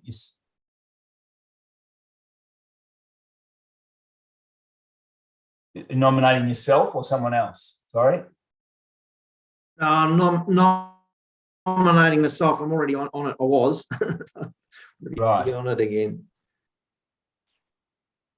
Any other nominations? Councillor Holcomb. Yeah, nominating myself as well. Thank you. Right. Okay. So we have 3 nominations for 2 positions. So we have to go to a vote on this. Excuse me, Mr. Mayor. I'll withdraw Councillor Sladden's nomination. Councillor Sladden, you're going to withdraw your nomination? Yes, I am. Therefore, we have 2 nominations for 2 positions, or sorry, 3 nominations for 3 positions. I'd like to call on a motion for the Australia Day Awards Committee? Councillor Holcomb. I'd like to move the motion that council nominates Mayor Councillor Tan, Councillor Raby and Councillor Holcomb to the Australia Day Awards Committee. I have a seconder to that motion. Councillor Raby. All those in favour of the motion? Motion is passed. The Goulburn Murray Climate Alliance Committee. Do I have a nomination for that committee, please? Councillor Webb, thank you. Any other nominations? No other nominations, then can I have a recommendation for the motion for that committee? Councillor Webb. Thanks, Mr. Mayor. Motion being that council nominates Councillor Webb to the Goulburn Murray Climate Alliance. Can I have a seconder for that motion? Thank you, Councillor Raby. All those in favour of the motion? Motion is passed.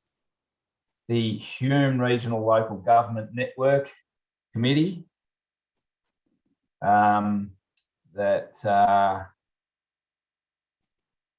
Mayor, so I'll nominate myself for that committee. And all the, can I have a recommendation for that committee, for that motion? Councillor Webb. Thanks, Mr. Mayor. Motion being that council nominates Mayor Councillor Teagan to the Hume Regional Local Government Network. A seconder for that motion? Councillor Holcomb. All those in favour? That motion is passed.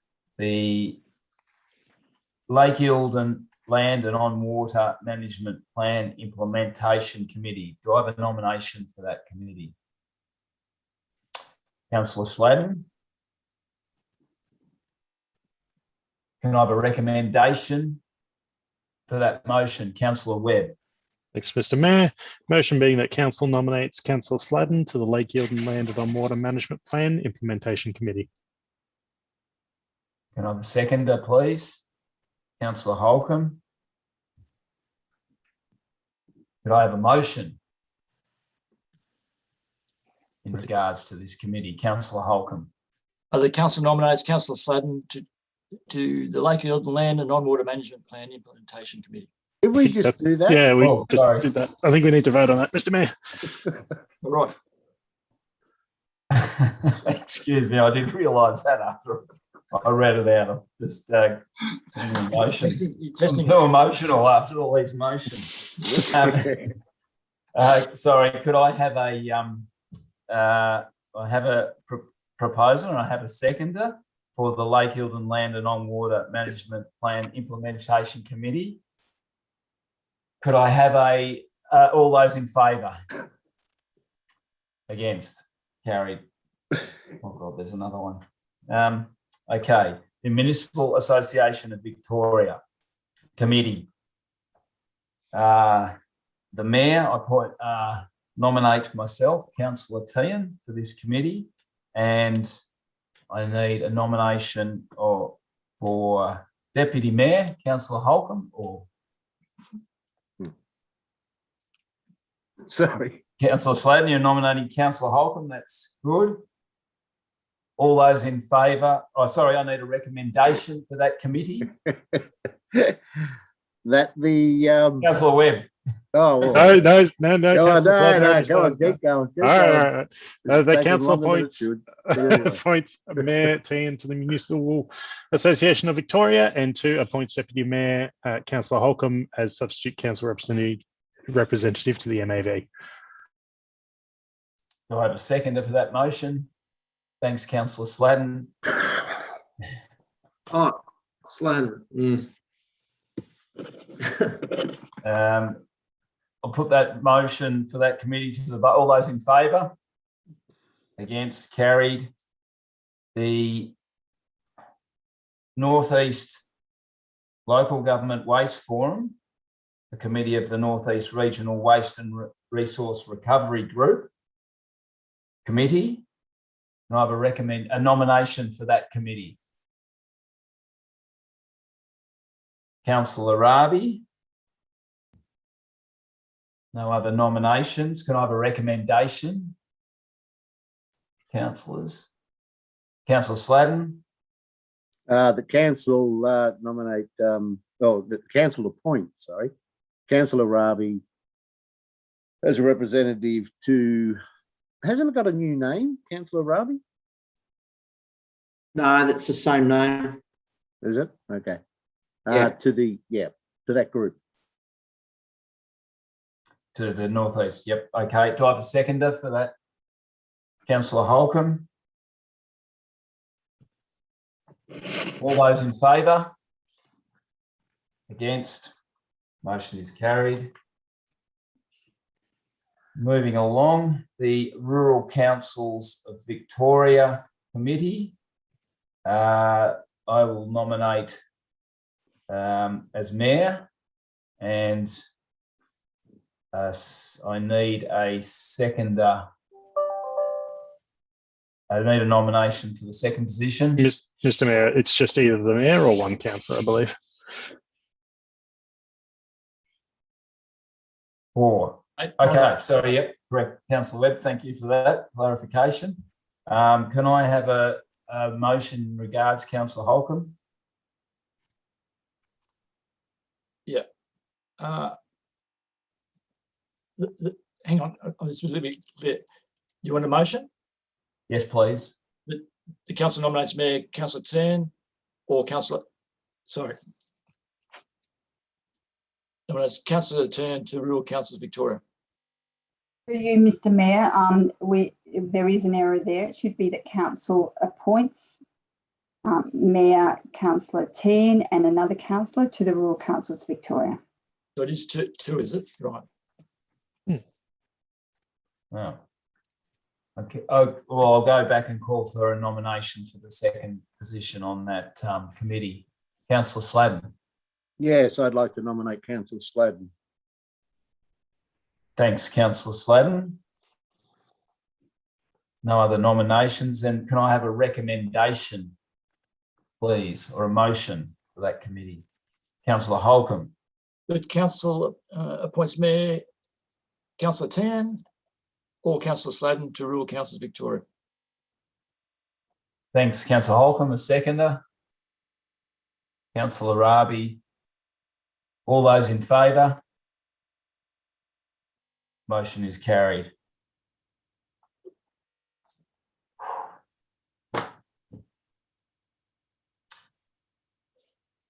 Okay. Item 18. No other nominations. And can I have a recommendation, please, or a motion for that committee? Councillor Holcomb. That council appoints Mayor, Councillor Tan. Janet, can you please go on mute? Rural Councils Victoria. We can hear through your speaker.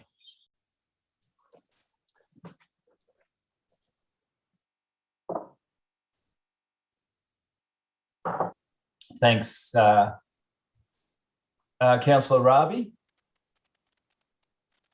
Yeah. I'm putting forward a motion, I believe. 18.4. I got a lot of feedback. I'm sorry, I got a lot of feedback and I lost position there, Mr. Mayor. Sorry, that's my fault. I was just having a breather after all those representation committees, but I'll move along now. Item 18.4.5 is the council Christmas function early office closure. The responsible officer is Miss Janique Snyder, People and Cultural Advisor. Welcome back, Miss Snyder. Do we have any questions or queries in relation to this agenda item? Yes, excuse me, Mr. Mayor. I'd like to add, sorry, hold on, just trying to find it at the moment. Okay, I'd like to ask the council to add point 3 to the recommendation, please. Excuse me. Yeah. Sorry. I'm sorry. I think we've got the wrong. Oh, sorry. Currently considering the early office closure. Thanks, Shanique. Through you, Sorry. Mr. Mayor, if I could just point out that the recommendation should also include the Resource Recovery Centre. Okay, yeah. Completion of staff. Thank you. Sorry about that. Didn't realise we were there. That's okay. That's okay. Thanks, Ms. Conrick. That's no problem. Any questions in relation to the council Christmas function early office closure, councillors? No questions. Then could I have a recommendation, please? Councillor Webb. Thanks, Mr. Mayor. Motion being that council endorse the closure of its offices, including community services, youth and family services, visitor information centre, library, field services and resource recovery centre for the period between 1 p.m. and 5 p.m. on Friday, 3rd of December, 2021. Thanks, Councillor Webb. Can I have a seconder? Councillor Holcomb.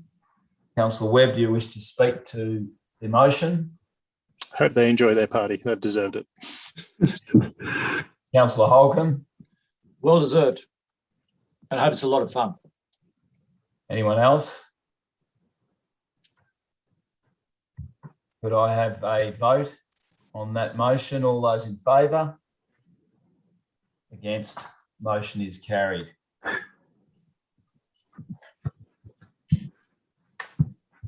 Okay, item number 19, the Assembly of Councillors. Responsible Officer, Ms. Conrick, Chief Executive Officer. Do we have any questions or queries in relation to the Assembly of Councillors? Councillor Sladen. Yes, there seems to be an item that's been left off that agenda. Because I seem to recall that I left the meeting for a discussion on the men's shed issue. Through you, Mr. Mayor, if it was a ad hoc question relating to an item, we don't record all the questioning of councillors, so that may be where it arose, but we'll certainly amend that to include that declaration and that item. Thank you, Councillor Sladen. Thank you. Thanks. Thanks, Madam CEO. Councillors, do we have a motion in relation to item 19? Yeah, item 19. Councillor Webb. Thanks, Mr. Mayor. Motion being that council receive and note the Assemblies of Councillors report for the period 13th of October to 15th of November 2021, noting the points raised by Councillor Sladen. Thanks, Councillor Webb. Can I have a seconder? Councillor Rabi. Councillor Webb, do you wish to comment in regards to the motion? No, thanks, Mr. Mayor. Councillor Rabi. All those in favour of the motion? Motion is carried. Item number 20, Council Resolutions Register. Councillors, I have a recommendation. Councillor Webb. Thanks, Mr. Mayor. Motion being that council receive and note the council resolutions register as at 9th of November 2021. A seconder to the motion. Councillor Rabi. All those in favour of the motion? Motion is passed. There are no advisory and special committee reports. Item 21 or 22, no sealing of documents. Item 23, we will not, councillors which is the closure of the meeting to the public. Councillors, I have a recommendation. Councillor Webb. Thanks, Mr. Mayor. Motion being that the meeting be closed to members of the public under section 66(2)(a) of the Local Government Act 2020 to consider confidential information as defined by section 3(1) of the Local Government Act 2020 as 1. A council or delegated committee must keep a meeting open to the public unless the council or delegated committee considers it necessary to close the meeting to the public because of circumstances specified in subsection 2 applies. 2. The circumstances are A, the meeting is to consider confidential information. Thanks, Councillor Webb. I have a seconder. Councillor Holcomb.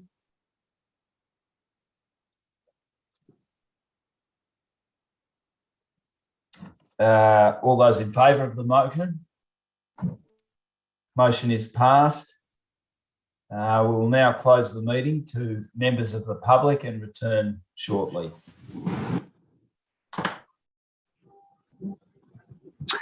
Yes, is it the right time this time? Just wanted to ask Mr. Mayor. One sec. Hang on, we've still got. Okay, sorry, I'm not sure where we are. I know you're absolutely correct on the right item. I just need to be taken out. Okay, that's all right. Sorry about this. You're right. Wait. First time. Other officers on the screen except you and Moira, please. Thank you. Oh. Oh, what? What happened here? Oh, we've got to go to another room. Yeah. Okay.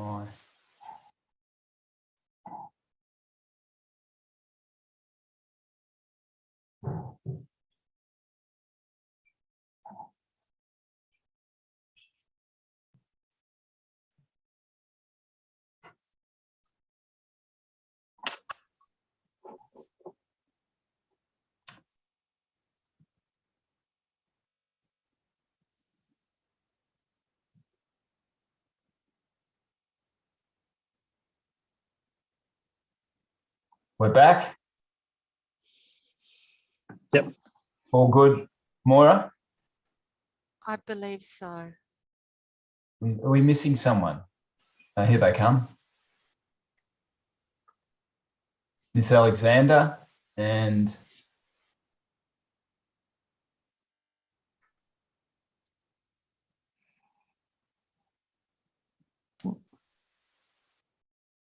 here he is.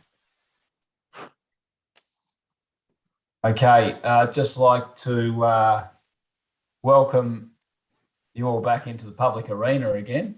And I'd just like to